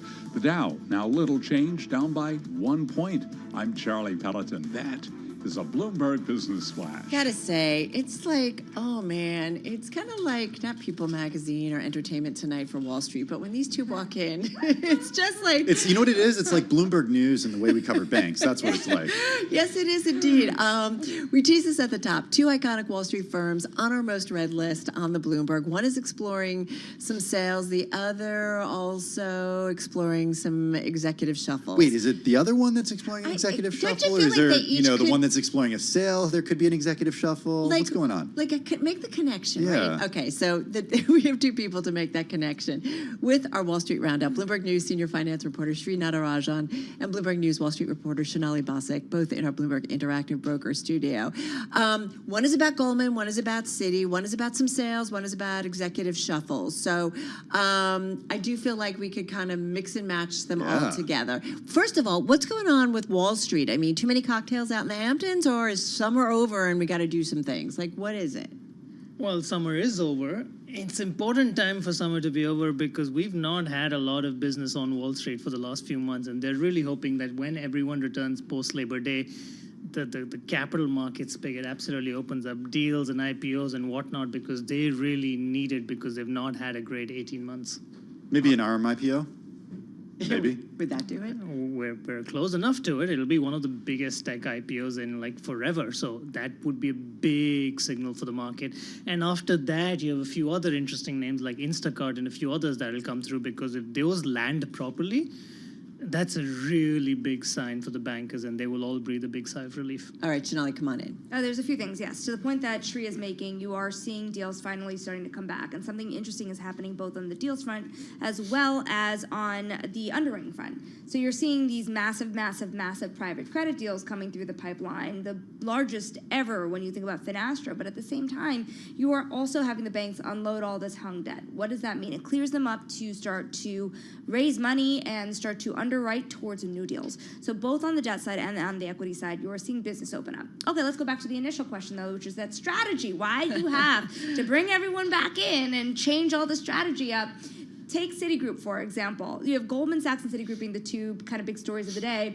Both are around strategy. Goldman trying to clean up that consumer business before this year ends, hopefully before they have to post too many ugly marks in the end of the third quarter. And same goes for Citigroup. Listen, for Citigroup, you have some of their main institutional businesses. Trading, yes, it's been sluggish, but it's held up. Services has really done well, but banking, for the first time in a very long time, you're watching Citigroup slip to be what it stands as today as number 7 on the M&A league tables. Usually they are 4 or 5, right by Bank of America. We stopped looking after 5, I'm just going to say. It's true, and UBS, well, the thing about it is, if you think about just how much share the top 3 have, it's typically above 20% of the market share per bank. So currently, JP Morgan has 25% share, Goldman 25% share nearly. And then by the time you get down to Citigroup, it is less than 9% of the global M&A market. I want to go to what you said about Goldman and bring in Shri, because Shri, you wrote the piece about what's going on at Goldman, the company to undo another Solomon deal, chasing the mass market.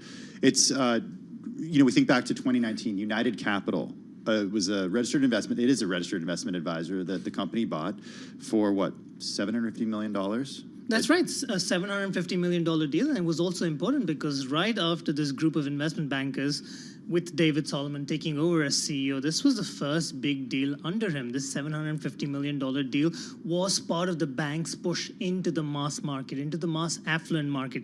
Yes, we've talked a lot about... What is mass affluent? So we've talked a lot about their consumer push and like going after the retail market, right? But what Goldman's also really good at in its wealth management business is catering to the ultra high net worth individuals, client accounts that start at 25, 30, 40 million. That's not mass affluence. That is UHNW. That is at So this moment certainly not mass affluent. Maybe in the Tim Stenovec zip code, but not in the broader zip code. All right, let's do this. Mass affluent, however, is more sort of in think of a I'm client who has $1 million or $2 million account, somewhere in that range. And that's what United Capital bought. They had some 25,000 clients, a group of registered investment advisors, 230, 240 RIAs, who brought to Goldman these $23 billion in assets as it made its push into the mass market.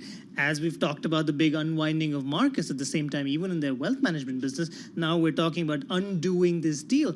And that's a bit of a black eye for the CEO because we've already talked about GreenSky, the acquisition that the company made just last year, 12 months after completing that acquisition, that company's on the block. GreenSky is something they want to sell, and it'll be sold at a discount. We don't know the price at which United Capital will be sold. It perhaps will not be as bad of a flop as what we're likely expecting with GreenSky, yet it's undoing 2 of the signature deals under CEO Solomon at a time when he's facing heightened internal tumult. I'm confused because I feel like every time so many of our market guests are wealth managers. I thought this was the growth business. To the point that Shree's making, it's the difference between affluent and mass affluent, or ultra high net worth. Goldman is known to have banked the richest of the rich, and what had happened was, you look at Morgan Stanley, for example, where they made a similar but different acquisition. They bought this thing called Solium, which sounds like very boring and a stock plan administration, but the idea was similar. What Morgan Stanley and Goldman were saying was, we work with Fortune 500 companies across the globe. What we should be doing is sitting there and capturing our relationships in these companies and trying to work more with these executives as they're rising, because we can give them loans, we can help them buy a house, we can manage their money for them, we can, if they go off and start another business, we'd follow them too. So that was the initial idea. The problem for Goldman is they are not so retail. They are not easily moving away from the very, very, very wealthy and gaining scale at kind of that middle range of wealth that Morgan Stanley has been capturing a lot of share at. But wasn't this entry supposed to do just that? So is it a case of they bought something then didn't manage it well? or what? Well, integration is not always easy. It's always a challenge. And when they purchased United Capital, we've heard from their asset management executives and wealth management executives that it took up a lot of resources. Mm-hmm. You can never underestimate the challenges of bringing in an organ from outside and trying to make sure it fits in perfectly with the body. There is always a high risk of organ rejection, especially at a place like Goldman Sachs. And that is some of what seems to have happened with United Capital. And I think it is also telling that a leopard doesn't change its spots. 5 years ago, you would have said Goldman, very good in trading, very good in investment banking, and has done a very decent job with asset and wealth management. Do more of that, do that better. That's what investors want. All these adventures that they've tried outside of that have not worked out. And that is part of the criticism that the current management team has faced. Okay, before we go, Sonali, you mentioned Citigroup's story. Jane Fraser weighing an executive reshuffle following Ibarra exit. What's going on there? Yeah, remember, Paco Ibarra has been there for about 36 years. And so with him leaving, it leaves a big hole. What ends up happening is you have potentially the trading head, Andy Morton, being kind of risen a little bit to this group.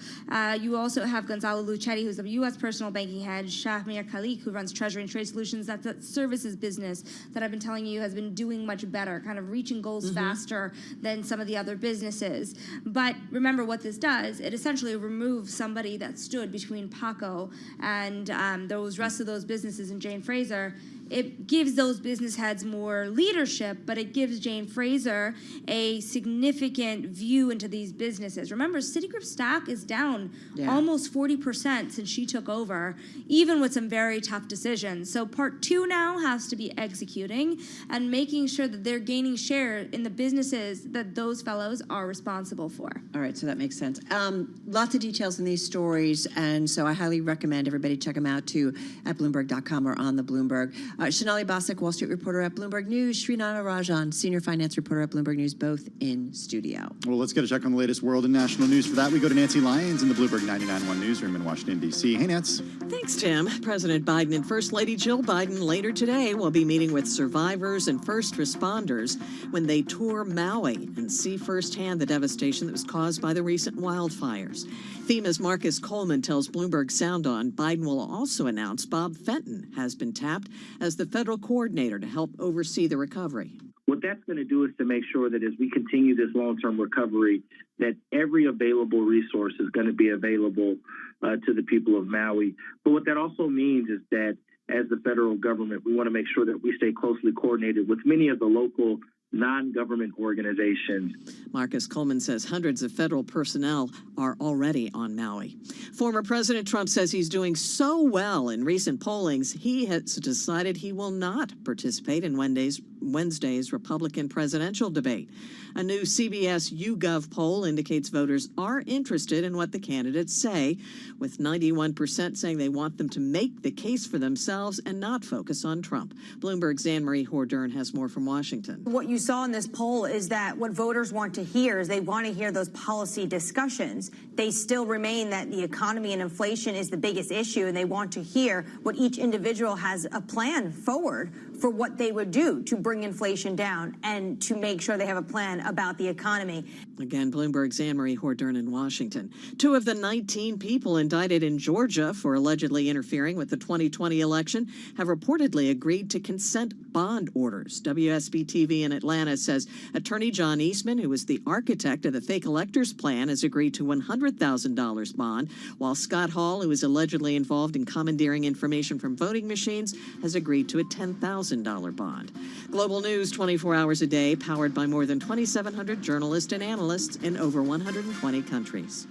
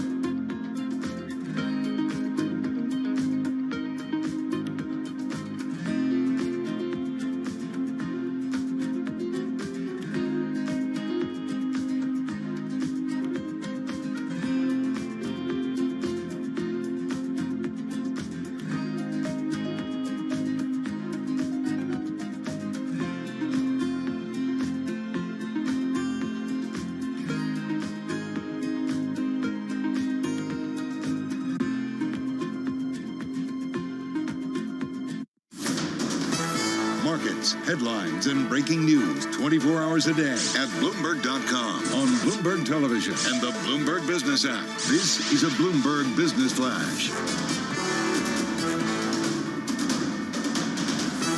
It's 3:40 on Wall Street. We do check markets all day long here at Bloomberg. 20 minutes to go ahead of the closing bell. The Dow fluctuating between gains and losses. Higher right now. We've got the S&P NASDAQ also advancing. Let's head over to the first word breaking news desk for today's afternoon call. Here he is, Bill Maloney. And good afternoon, Charlie. U.S. stocks trading well off of session lows, with the Dow now up 7 points, was down 252 points. S&Ps are higher by 34, and the NASDAQ, that gains 217. The U.S. 10-year yield at 4.33%. Gold is up 5. Oil trading in the red. And Bitcoin is down by 0.8%. Among the main 11 S&P sectors, leaders were tech and consumer discretionary. Real estate and energy were under pressure. And leaders to the upside in the Dow, Salesforce, Microsoft, and Apple, while J&J fell 2.6% and led to the downside. After the bell on Friday, Palo Alto reported those shares are up 16% today. And in other news, the U.S. 10-year yield hit its highest level since 2007. NVIDIA rose 8% as more analysts raised their price targets on the stock. And in deal news, SentinelOne is exploring options, including a sale. Wrapping things up, Zoom Video reports after the bell. Live from the first breaking news desk, I'm Bill Maloney. Charlie? Okay, we thank you very much, Bill Maloney. To hear live breaking news over your Bloomberg, type SQUAWK, SQUA, on your Bloomberg terminal. I'm Charlie Pelleton. That is a Bloomberg Business Flash. I'm driving in my car. I turn on the radio. How about you let me drive? Oh, no. Who's gonna drive you home? Honey, please, I'll do the driving. Drive on. Excuse me, I want to drive. It's the question that drives us.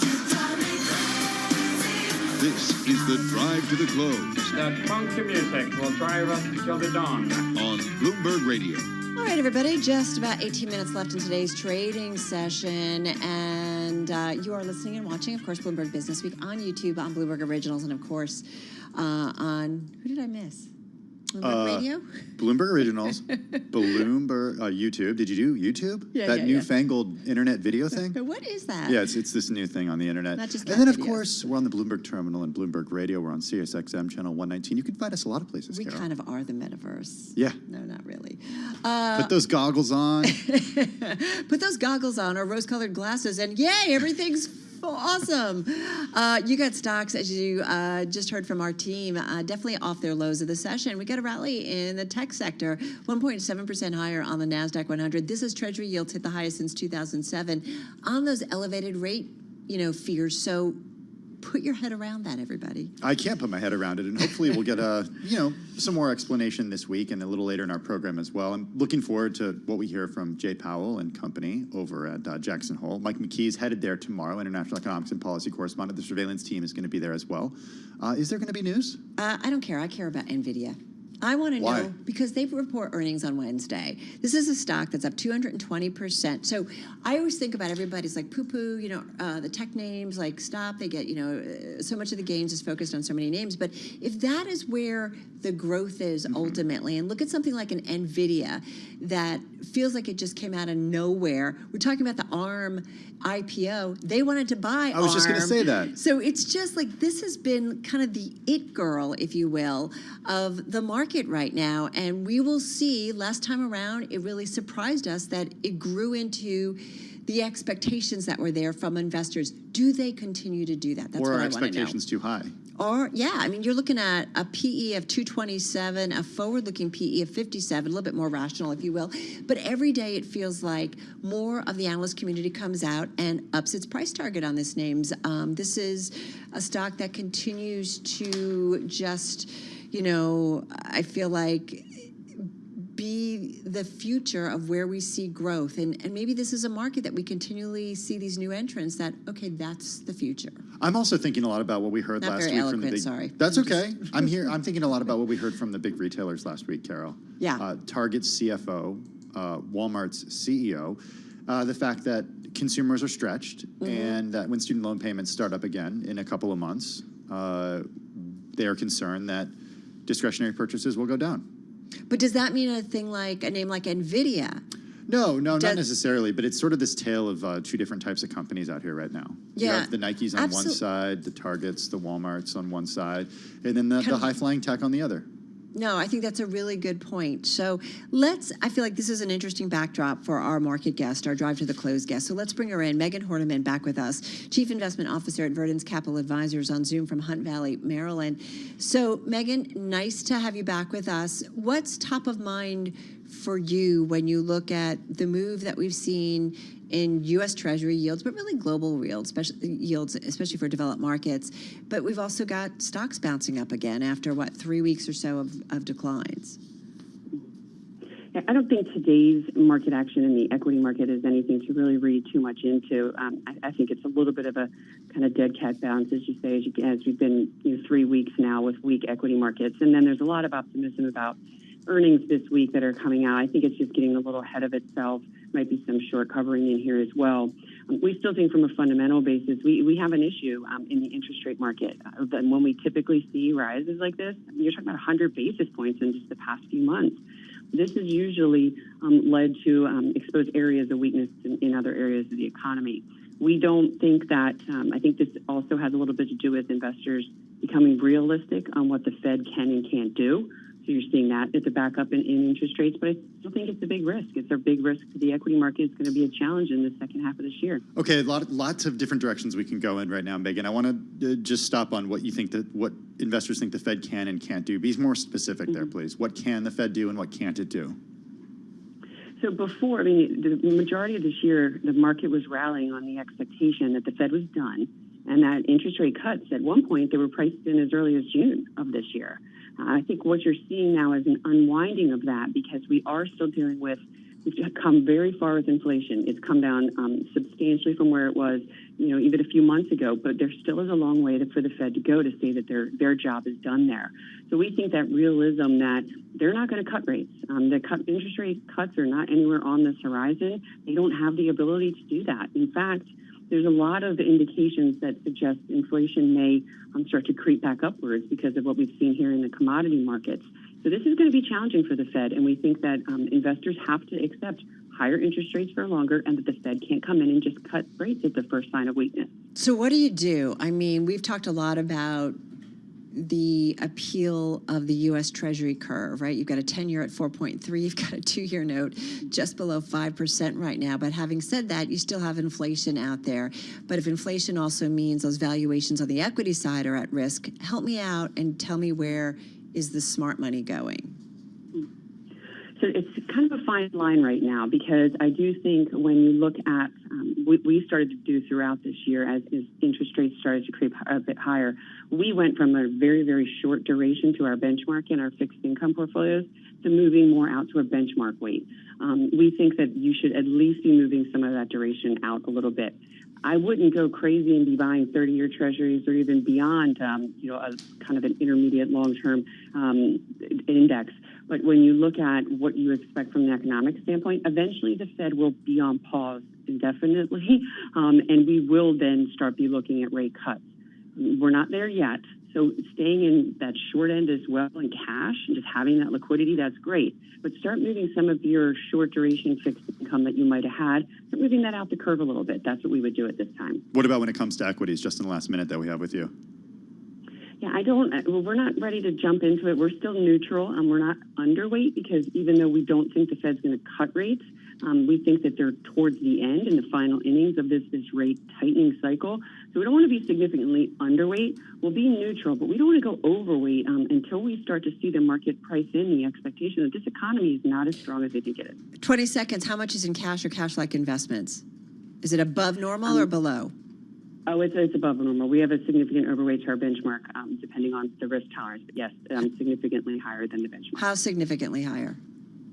In some of our more conservative accounts, we could be, 10% overweight in cash. Wow. Okay. That says a lot. Hey, Megan, thanks. Megan Horniman, she's Chief Investment Officer at Verdence Capital Advisors on Zoom from Hunt Valley, Maryland. Right now, we're seeing equities pretty much at their best levels of the session. So interesting. We do have kind of, even though a tech outperformance, it looks like volume is down compared to the 10-day average. So just a little perspective there. Hey, just a heads up, I'm going to say dead cat bounce to Katie, and she's not going to like it. Meow. All right, I bet she won't. This is Bloomberg.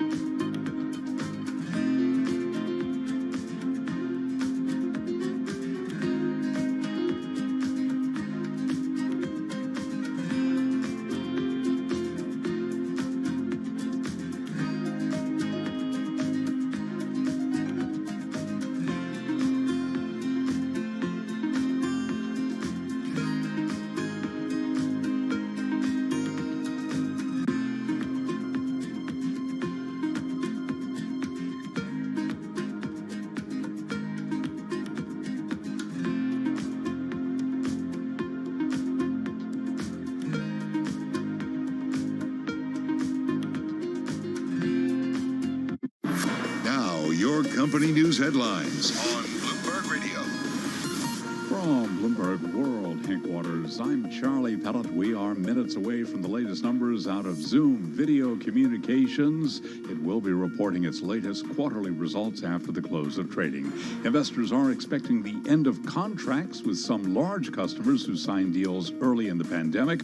Wall Street anticipates sales growth to hit its slowest ever point at 1% before accelerating later in the year. Now, ahead of the report, Zoom shares are higher by 1.4%.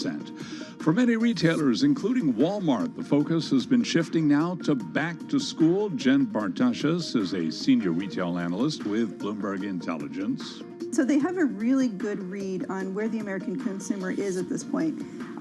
What they're seeing is they're continuing to trade down or seeking value. They're seeing higher income households coming to Walmart more often. But what this really means is that Walmart is particularly well positioned then for the back to school season. They've done a great job of winning share in food, but now the focus is shifting to getting people spending more on general merchandise again, which is a much higher category for the company. And you can hear more of that conversation on the Surveillance podcast. You can download it wherever you get your podcasts. Walmart shares lower now by 0.2%. Ford Motor is facing a federal investigation of a recall that prompted the car maker to temporarily halt deliveries of the Mustang Mach-E last year. Ford shares up now by just about 1.8%. Those are some of the top company stories that we're following for you at this hour. This is Bloomberg.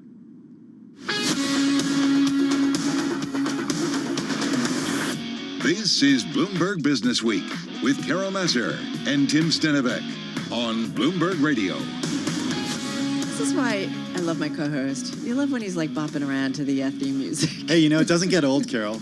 Does not get old. There's just something about it. The It's energy. catchy. I know.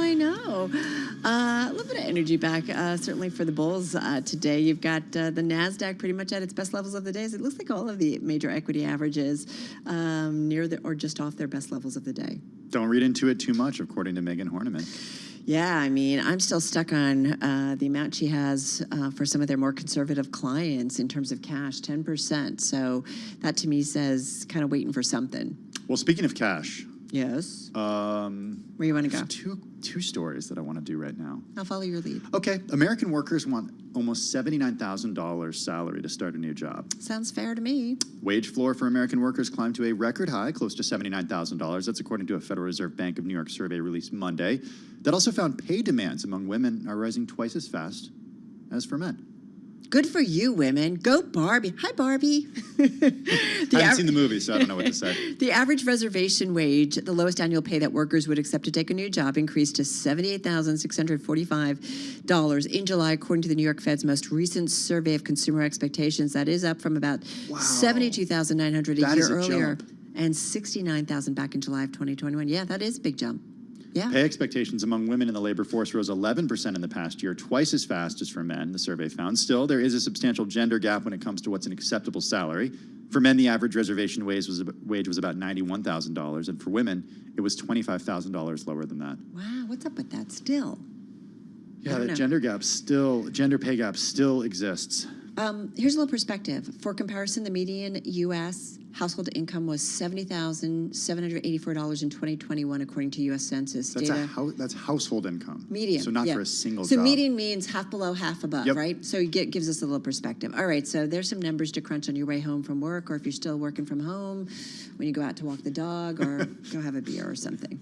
You want to go for colleges? Yeah, let's go for colleges. New York City College, Metropolitan College of New York needs to save itself financially. First, it needs bondholders' help, so it wants to skip some debt payments as it sells some real estate, so it's having a tough time. Yeah, this college is in the financial district here in the city. They've got about 1,500 students. They want to pause debt payments for about 5 years as they work to sell 2 floors of the office building. Bigger issue in terms of colleges going on. All right, folks, we're going to get back to the markets. Heading over to TV. Beyond the Bell starts right now.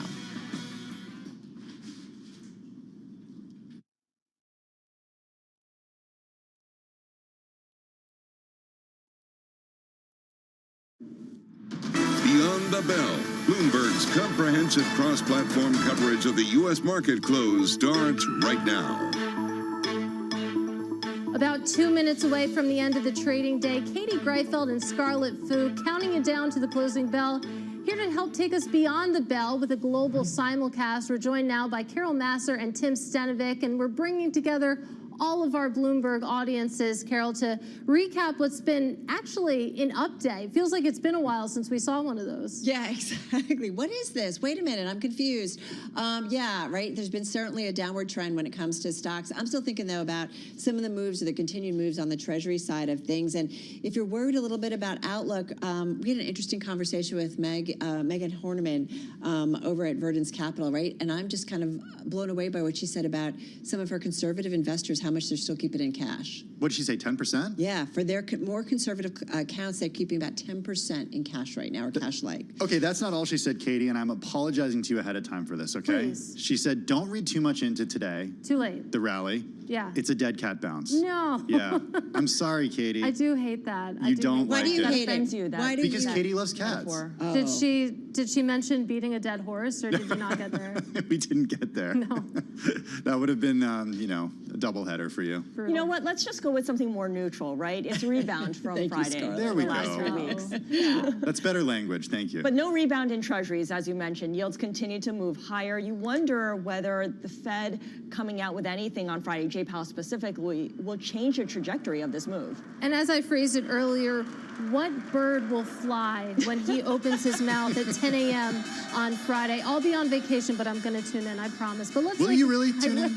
Probably not. I don't know. I have to look at the time zones. But let's take a look at how this market closed. Again, it was an update. You're looking at the S&P 500. Looks like it's going to settle about 0.7% higher. The NASDAQ doing one better, up about 1.6%. We know this was a huge day for tech stocks, and I guess it's spiritual opposite there. The Dow Jones not exactly getting a triple crown there, down by about 0.1%. That's an okay day, I would say. It's been outperforming, though, right? Before, I feel like there's a lot of days where everything else is down, but the Dow components are up. Hey, to the broader market, the S&P 500, if you take a look, and I know Scarlett's going to dig into the major industry groups, but it's almost an even split in terms of names to the upside, names to the downside. So, a little bit of everything here today, Scarlett. Yeah, but then you look at the industry groups, and here's where it gets interesting. Look at the gainers and how much they're rising by, and then look at the decliners and the declines that we see there.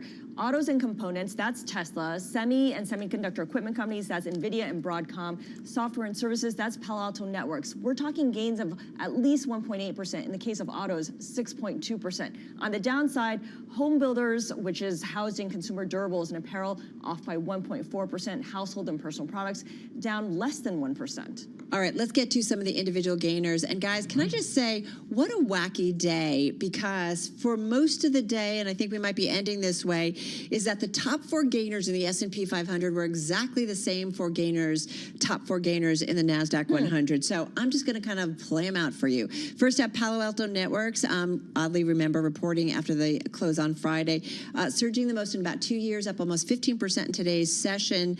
This after projecting stronger billings for the year than Wall Street anticipated. So it eased some fears of a slowdown in demand that everybody was anticipating. Palo Alto's outlook also a potential bright spot for the cybersecurity sector. So really a standout there.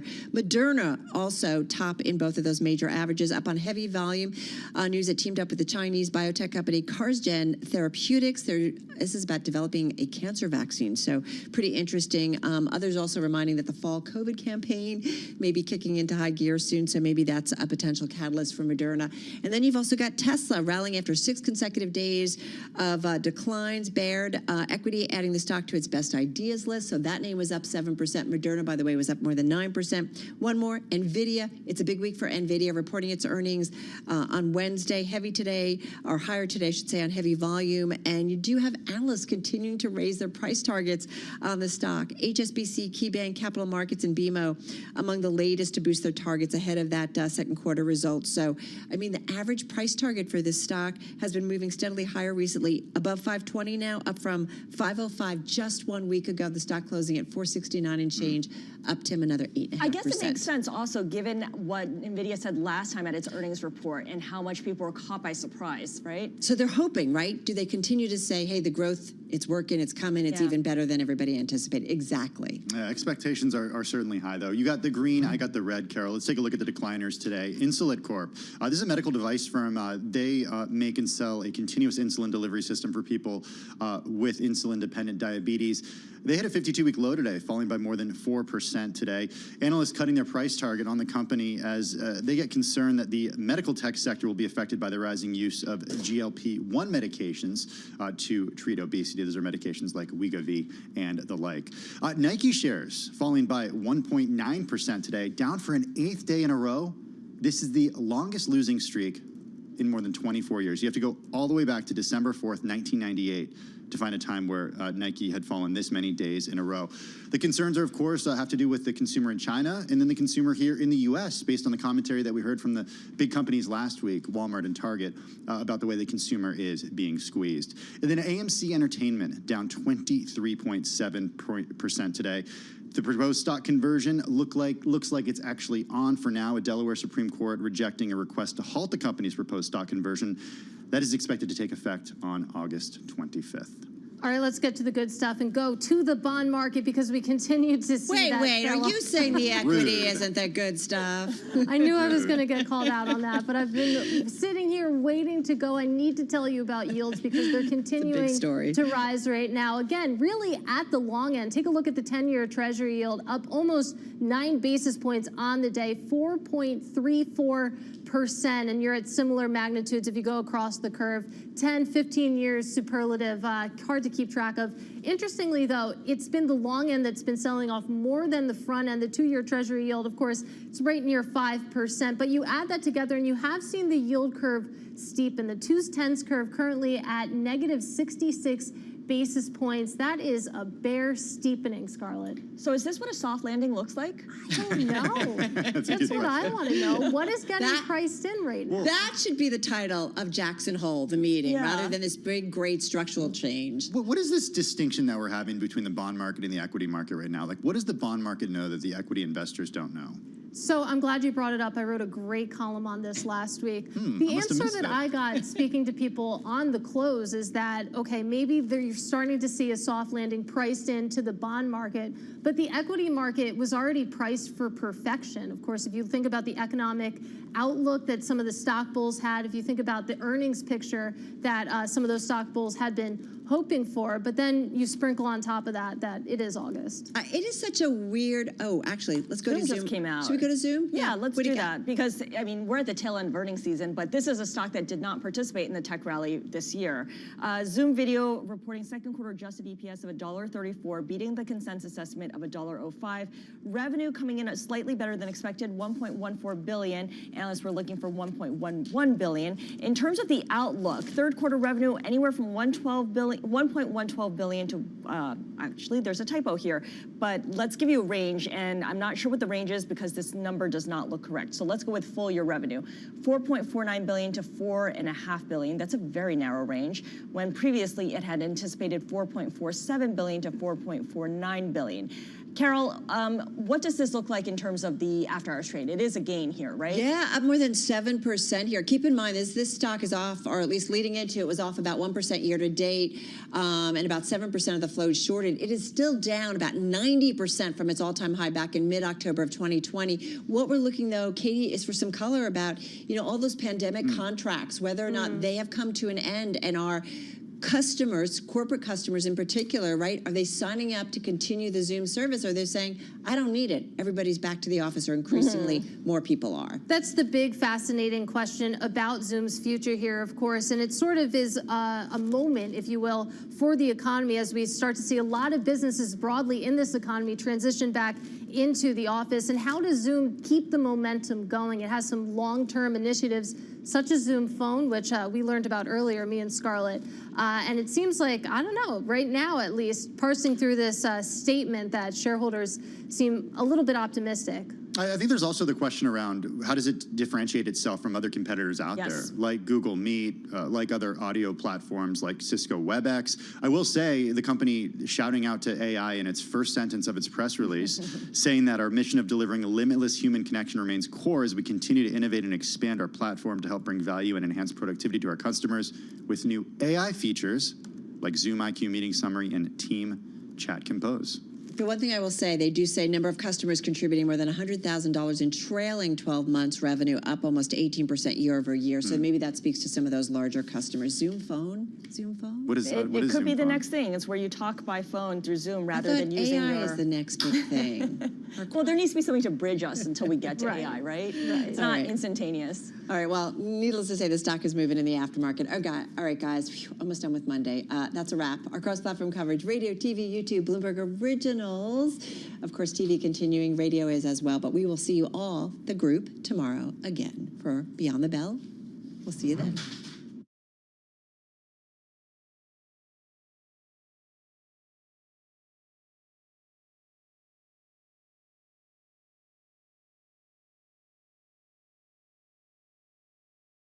Kids watching Zoom in the aftermarket, up about 6%. So we'll continue to keep a track on that, especially as they get into their earnings call. In the meantime, this is just our life.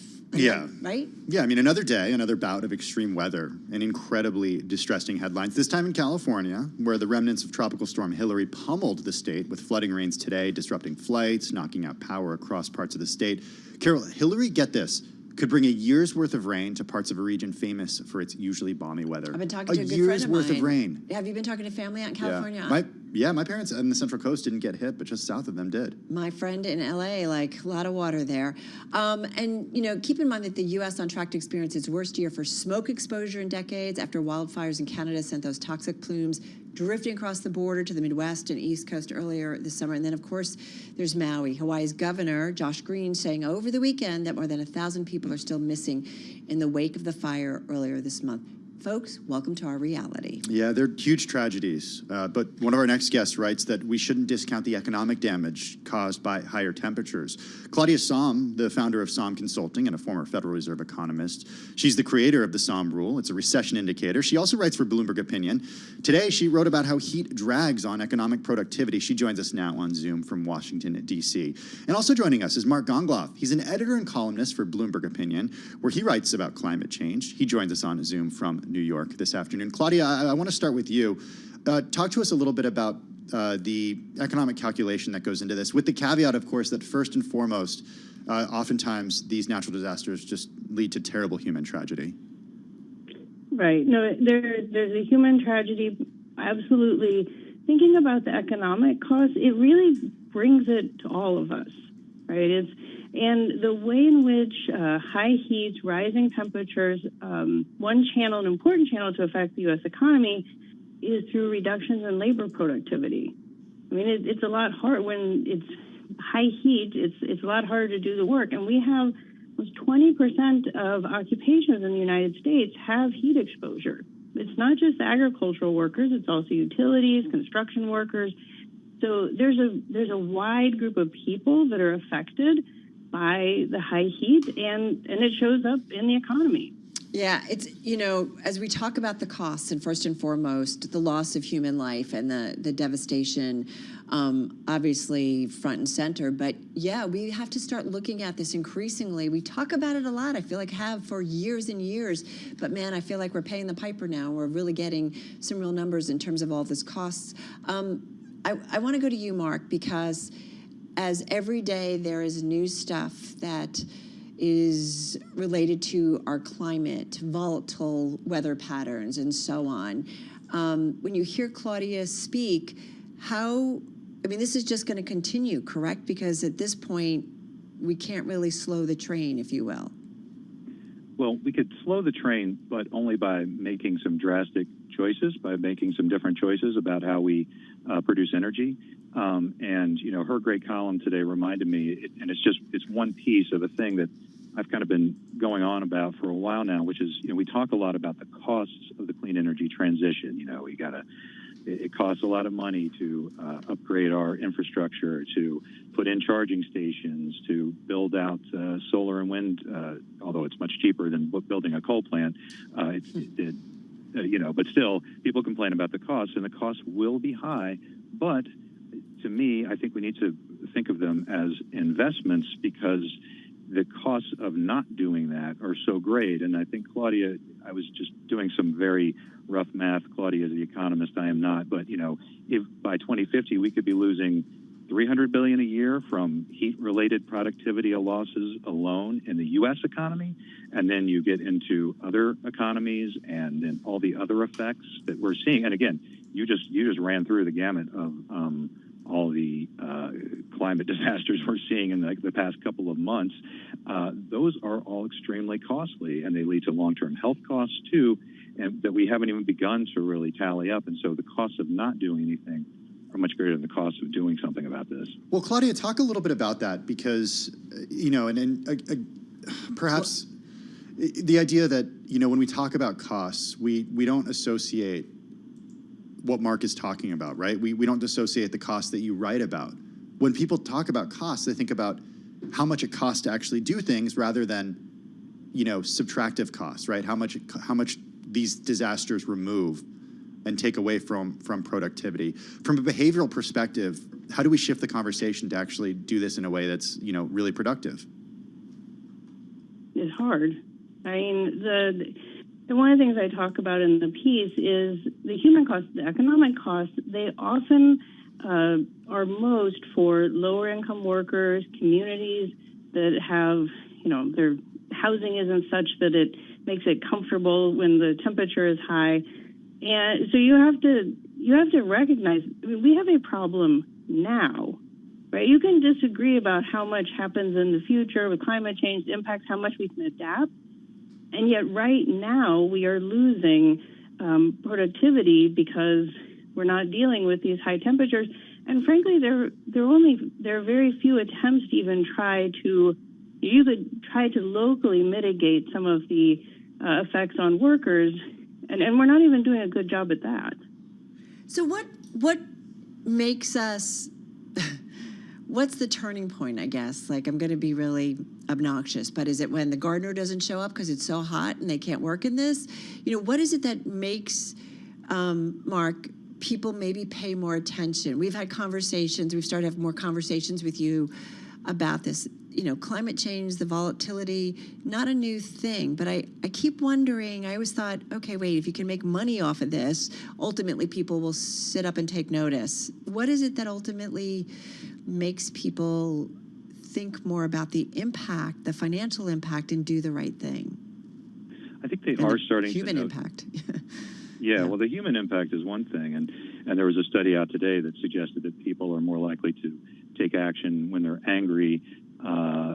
So that's one thing. Maybe seeing people, maybe having your home destroyed and seeing people you love fall ill to this stuff will make you angry. But in terms of you know, what we can do right now, there are things we can do right now to protect workers, and we are starting to talk about this more because we are seeing workers dying from extreme heat. And you know, OSHA was supposed to. President Biden told OSHA 2 years ago to set some federal safety standards for workers, and they still haven't done it. And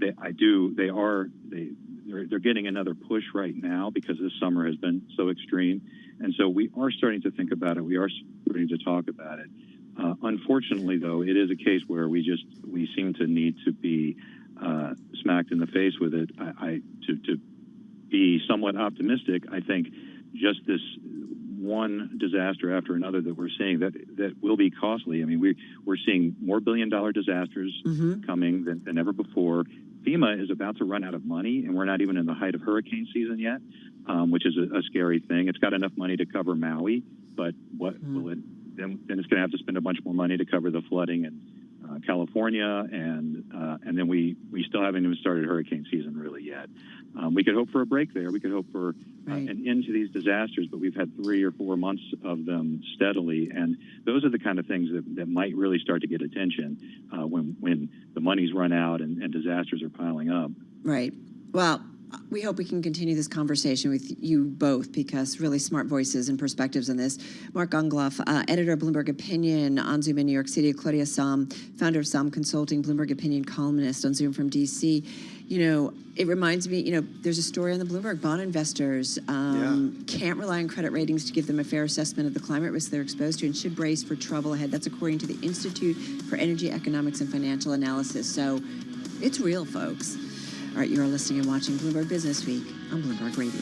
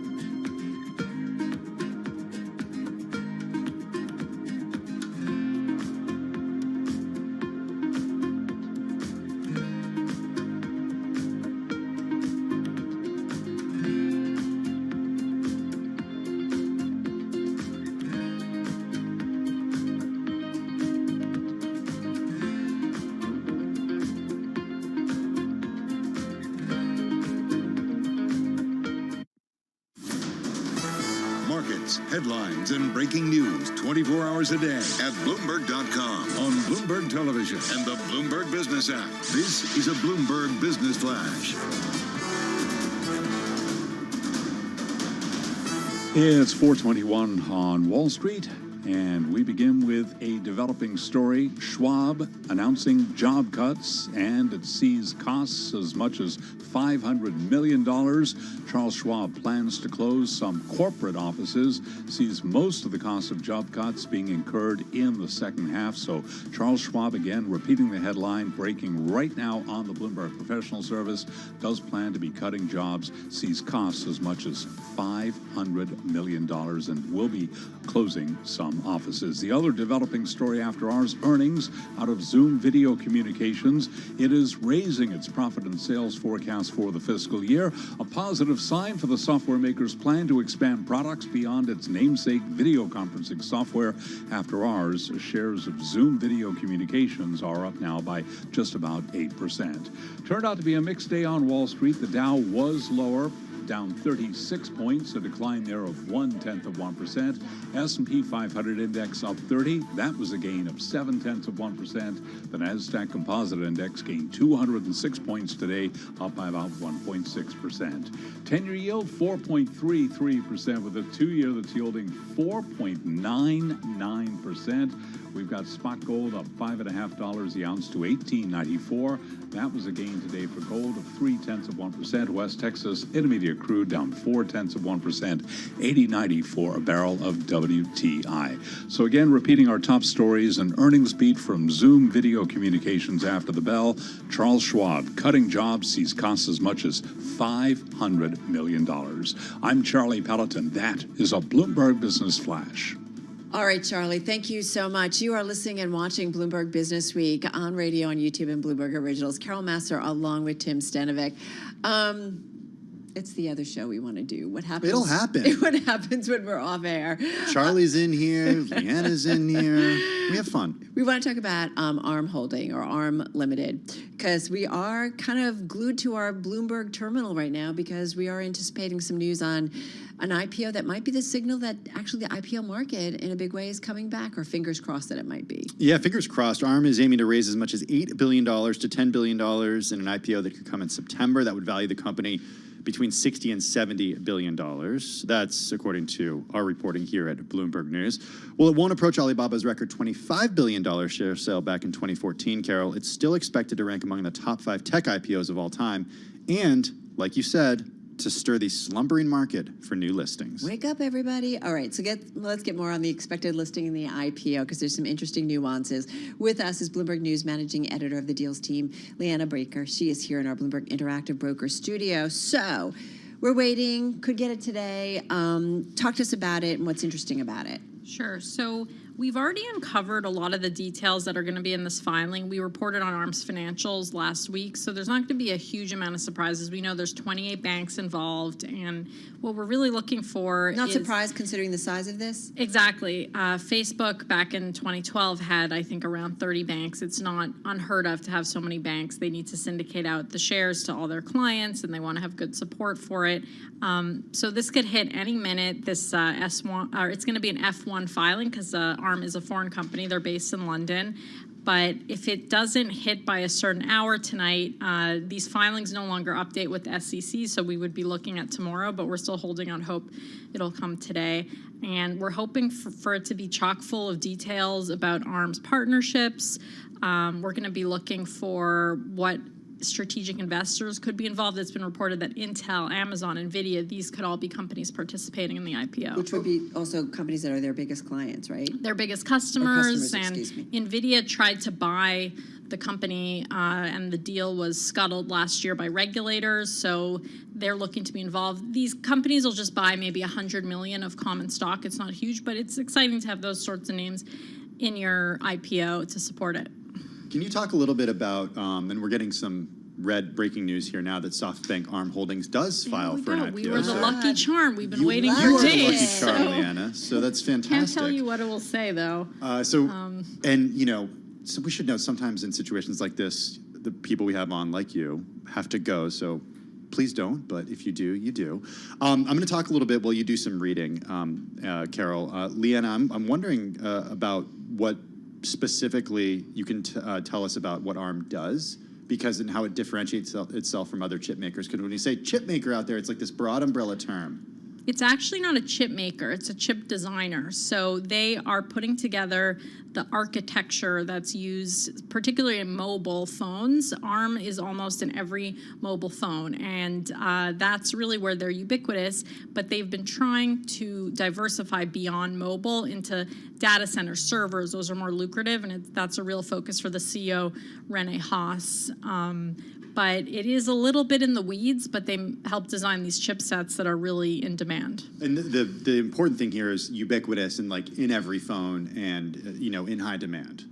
For sure. But the question is, if you're already in every phone, how do you grow? So they're looking into other areas. And I think it's been reported, or they've said they've experimented with, I think, making their own chips. So that's something we're looking at, although that's more a fledgling area for them. Let's go through some of the headlines. So they are filing for their IPO to be led by Barclays, Goldman, JP Morgan, Mizuho. They are to be listed on the NASDAQ under ARM, nice ticker. They're also giving some financial filings, or I guess maybe some updates, or maybe some of what they've already done.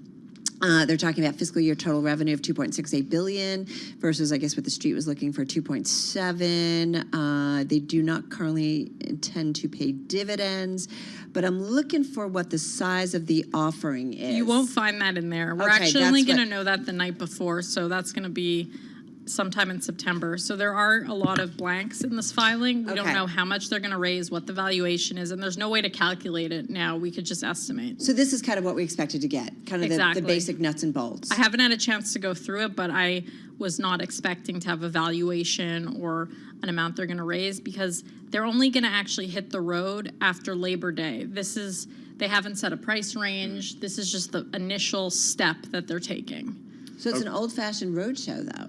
For sure. And they have been doing test the water meetings with investors for the past few months. So they have been interacting with investors. But at the roadshow, that's when they're going to get a sense of what price this should be set. Okay, but before we talk about how this could kickstart the IPO market and how Carol continues to go through some of these numbers. It's about 90 plus pages. All right. That's not bad. You have 4 minutes. Go. Sometimes they're like 300 pages. So I want to hear about one. SoftBank's relationship with ARM and what it intends to do in terms of float and how much of ARM it's going to hold on to, and why this comes at kind of a crucial moment for SoftBank and its Vision Fund. SoftBank's been all over the news the past few years for some of their failed startup bets. WeWork, and they aggressively invest in all these companies and may have lost $30 billion. But they bought this company in 2016 for $32 billion, ARM, and now they could be, doubling their money, and they own 100% of it. The Vision Fund held a stake that they're buying. So this could be a huge home run for them should the company get a valuation that's significant. But the way that, NVIDIA is trading, for example, they would love to see a comparison to that. So this could be a big win for them. We talked about some of their big important customers getting maybe, as you said, $100 million stakes and so on and so forth. That kind of stuff, are we going to find out later? Would it be in this? I'm doing some searches and not finding anything. The last we've reported was that lineup hasn't been set yet. I'm doing searches and I'm not seeing anything come up in here. It's probably going to be closer to when it actually lists, because they have to make sure there's enough stock. We've reported there could be up to 10 strategics. So I think they still need to figure that out. And this is also the first time the market is seeing these financials, even though we've reported on some of it. So it all has to be digested before investors, including these strategic investors, decide to, put their money where their mouth is. As somebody who, on the deals team, and it's been kind of a quiet year, right? How are you thinking about this particular IPO? Is it something in a league all of its own, or does it say something about maybe the bankers will get, start to see some things kind of loosen up here? We've been hearing all year that after Labor Day, that's where you have to see this IPO window potentially open, and there are companies waiting in the wings. We've reported Instacart is going to have a similar filing like this any day now as well, and they could try to go public in September. There's a company called Klaviyo in Boston, which is a tech company that's also could do an IPO, and there's a whole host of names. It's not going to be a blockbuster IPO market, but it's definitely going to be a good sign to see some green shoots. Do we know anything about Instacart's finances? Or profitability? I saw if there is a competitor reported on that over the weekend. We haven't verified some of those numbers, but I think it's a different financial picture than this mature semiconductor company. That's exactly what I'm getting at here. Is okay, well, maybe the IPO market is strong for a profitable company that has several $1 billion in revenue a year that has a proven track record versus something that doesn't necessarily have a proven business model.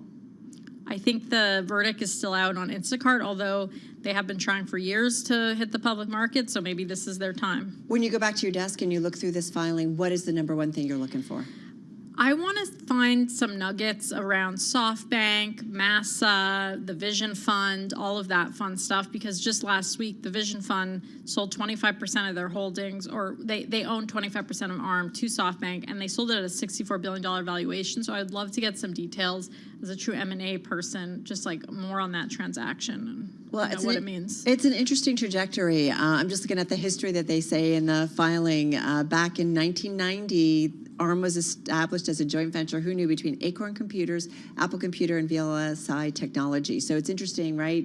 Kind of the origins of it and kind of where it's become. Some of these companies like Apple, like it really is just like it's just part of all of the tech ecosystem. Yeah, no doubt about it. All right, thanks so much, Liana Baker.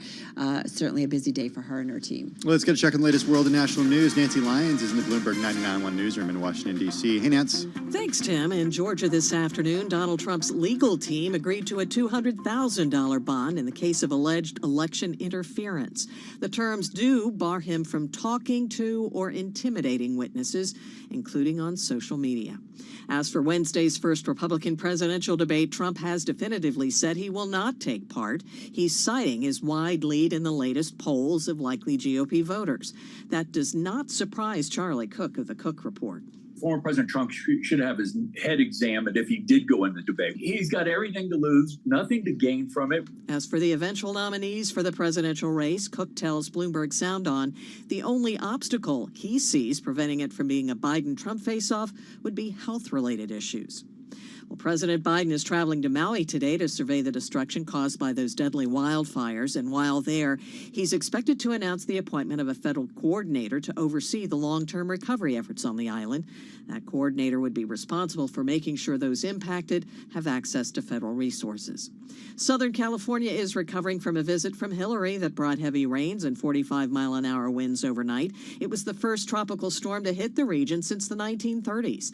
L.A. Fire Chief Kristen Crowley warns while the worst of the rainfall has passed, there are still threats. We have not encountered any significant debris flow incidents, but our saturated hillsides still can pose a threat for mudslides. Crowley says they're still conducting damage assessments from the storm. More fallout from the growing list of sex abuse allegations against the Roman Catholic Church. Today, the Archbishop of San Francisco filed for bankruptcy in an effort to settle more than 500 child sex abuse lawsuits. Global news 24 hours a day, powered by more than 2,700 journalists and analysts in over 120 countries.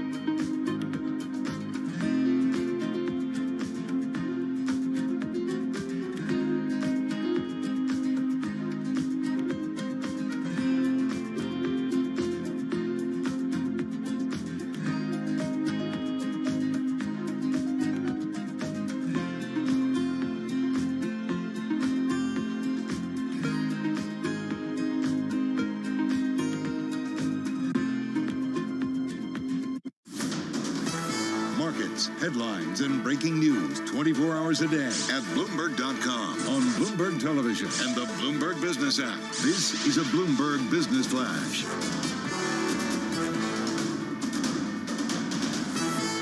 4:40 on Wall Street. I'm Charlie Pellet. We do cover markets all day long here at Bloomberg. A number of developing stories after the close of trading. We begin with SoftBank Group. Its semiconductor unit ARM has filed for what is set to be the year's largest American initial public offering, disclosing key details of its finances and giving struggling equities markets their biggest lift in almost 2 years. ARM Holdings has not disclosed proposed terms for the share sale.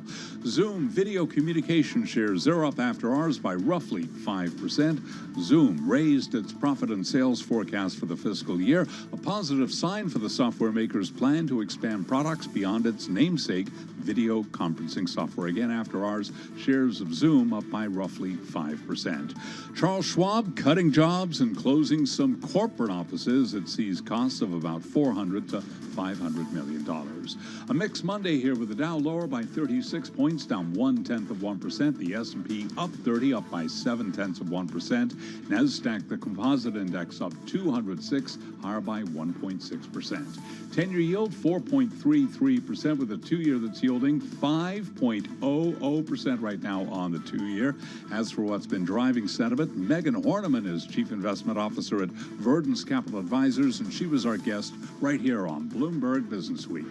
We still think from a fundamental basis, we have an issue in the interest rate market. And when we typically see rises like this, you're talking about 100 basis points in just the past few months. This has usually led to exposed areas of weakness in other areas of the economy. And you can hear more of that conversation on the Bloomberg Business Week podcast. You can download it wherever you get your podcasts. Spot gold up 0.3%, $18.94 the ounce. West Texas Intermediate crude oil today down 0.4%, $80.89 a barrel. So again, recapping after hours, an earnings beat out of Zoom Video Communications, job cuts at Charles Schwab and SoftBank. Semiconductor unit ARM filed for what is set to be this year's largest IPO. I'm Charlie Pellet. That is a Bloomberg Business Flash. Hey, thank you so much for that update, Charlie Pellet. Really do appreciate it. Well, we've got a financial literacy problem here in the U.S. Each year, the TIAA Institute does a financial literacy assessment of adults in the U.S. They have this thing called a GFLEC Personal Finance Index. This year, U.S. adults only answered 48% of questions on the index, Carol. And some groups fared better than others. The levels of financial literacy among Asian Americans and whites are roughly equal. That's at about 55%. But Black Americans correctly answered 34% of the index questions on average, and Hispanics, 38%. Another gap that needs to be closed. So people who are financially literate tend to do better. This is why it's important. FINRA found that people who scored higher on its financial literacy quiz were more likely to set aside emergency funds, more likely to plan for their financial futures, and spent less of their income. So let's get to our next guest. She is working to tackle inequality through financial literacy. Dr. Renee Baker is founder and CEO of the RBI Group. It's a firm that does marketing and financial education. She's also an adjunct professor at the University of South Florida, and she joins us on Zoom from St. Petersburg, Florida. Renee, great to have you here with us. First of us, tell us about your mission and how you are going about it. Well, thank you so much for having me on today. The mission around the RBI Group is really to educate, empower, and elevate individuals and organizations. When it comes to financial literacy, that's really truly our imperative. But we also have an opportunity through amplification of strategic marketing opportunities where we're focusing in the wealth management space. That's where I've spent decades of my career, and getting in front of the problem, as you mentioned earlier, tackling the financial literacy challenge here in our country. The thing is people who need the services of wealth managers are probably pretty financially literate because they don't have the problem of not having money. In fact, they have the problem of, okay, well, how do I invest this money? How do I make this money grow? Right. And I'm not here to say there are many people who have financial literacy education and are aware. But as you highlighted, there is a tremendous opportunity when it comes to the overall financial education within our country. For instance, I think about my background. I didn't grow up talking about finance in my community. It wasn't until I got to college where I majored in finance undergrad that I started to have that conversation. And as a result, I was able to share with my 3 daughters the importance of financial literacy. So while there is an opportunity for financial literacy in our country, yes, there are people that have it. But whoa, we have about 31 million children in our world, in our country, that do not have financial literacy. And as you highlighted earlier, just a small percentage of adults feel comfortable when it comes to financial literacy. So Renee, help me out here. Again, this is one of those stories, whether we're talking about diversity, whether we're talking about women as CEOs, I feel like I've been talking about it for decades, and the same thing with financial literacy. And I remember talking with people about creating books for kids so that they could really learn about it early on and make it part of like a core curriculum. But here we are, same problem, same conversation. How do you move the needle specifically? That is such a great question, Carol, and opportunity. And that's why I'm here. And that's why this is an imperative and a mission for the RBI group, because financial literacy, for one, is not taught in schools. There are so many adults in our country that are not comfortable having the conversation about money. But what we recognize is through the RBI group, through our programs and our tools and resources, we can get in front of it. And one of the opportunities we have is through our kids programs. We have so much data and research that shows that the earlier that children have access and learn and are educated about financial literacy, the better off they'll be. And as adults, they'll make more informed decisions. Right, but how do you do it? So, I get it. I think we all agree we're on the same page in terms of the problem, and starting earlier is going to be more productive, right, longer term. So, right. How are you specifically moving the needle on this? Thanks, Carol. So one of the opportunities we have is through our direct-to-consumer kids program.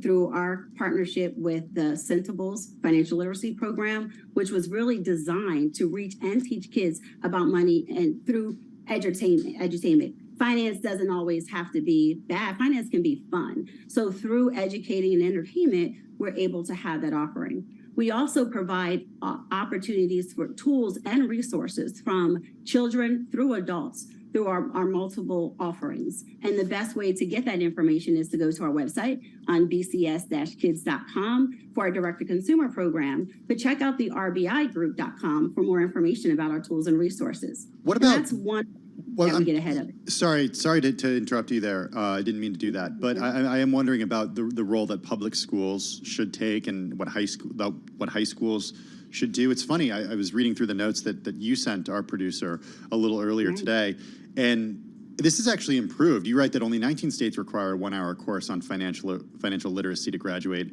In doing research for this, that's actually double what I found from just a few years ago. So it seems like states are starting to get the picture. Right, and that's another way.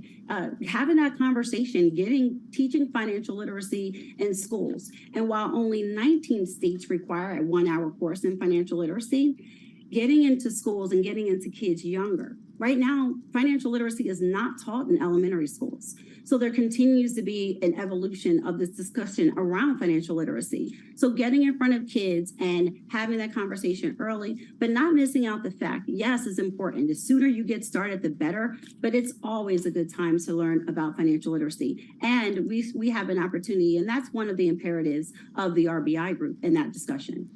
So do you provide programs then, like to help the schools? Is that...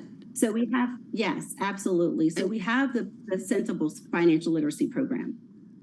Okay, that's right. Sorry, forgive me. Finish. Sorry, I wanted to let you know we have about 30 seconds left here, and I didn't want you to run out of time. So go ahead. Yes, so thank you, Carol. So we have financial tools and resources through the RBI group, through our Centables Smart program, which is bcs-kids.com, which is our direct-to-consumer kids program. We also provide a variety of tools and resources to educate kids through adults. We even have lesson plans to help teachers talk to their kids, and adults and parents talk to their kids. And you can reach out to us on the RBIgroup.com for those resources. All right, there are action ways to get started. Well, certainly something that we've been talking about for a long time. Dr. Renee Baker, founder and CEO at the RBI Group, joining us on Zoom from St. Petersburg, Florida. You are listening and watching Bloomberg Radio.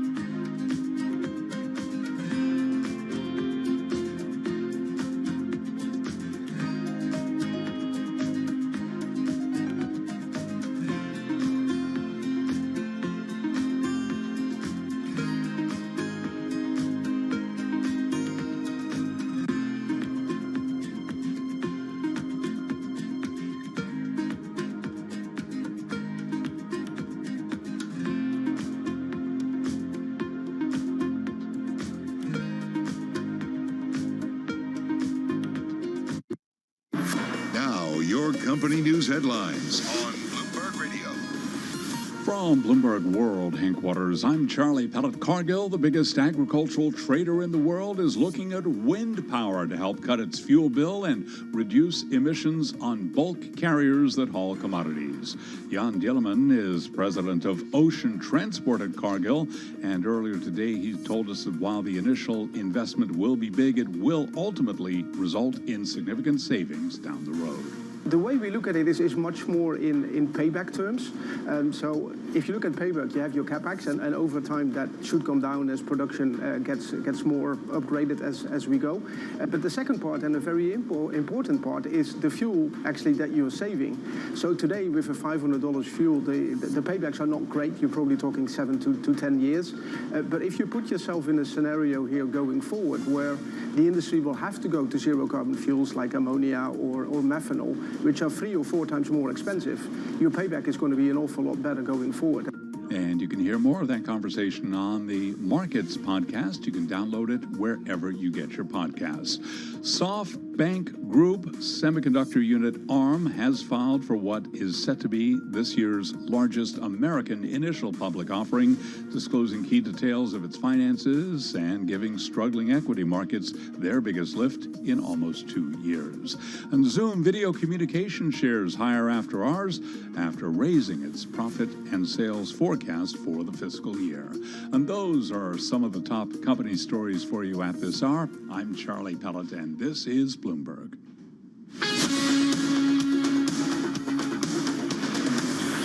You're listening to Bloomberg Business Week with Carol Messer and Tim Stenovec on Bloomberg Radio. It is Bloomberg Business Week. I'm Tim Stenovec, and that is Carol Masser. Let's get a check on the latest world and national news. For that, we go to Nancy Lyons in the Bloomberg 99.1 newsroom in Washington, D.C. Hey, Nance. Thanks, Tim. Bond has been set for Donald Trump in the Georgia criminal case, accusing him of trying to overturn Georgia's election results in 2020. The agreed to $200,000 bond includes a requirement that Trump not communicate with any potential witnesses in the case and make no direct or indirect threats of any nature against them, including on social media posts. Well, it's been nearly 2 weeks since wildfires ravaged the island of Maui, destroying the town of Lahaina. Today, President Biden and First Lady Jill Biden are seeing the devastation firsthand as they tour the hardest-hit areas. FEMA's Marcus Coleman tells Bloomberg Sound On there are several goals for the president during this visit. Meeting with residents and first responders who have just continued to grapple with unspeakable grief after losing, in some instances, everything. I think the second is making sure that we are continuing to provide all of the support that's needed. Marcus Coleman says the president has already named a special coordinator, Bob Fenton, to oversee the government's response. Well, as if the lanternfly and the hammerhead worm were not enough to worry about, now there's concern about the yellow-legged hornet.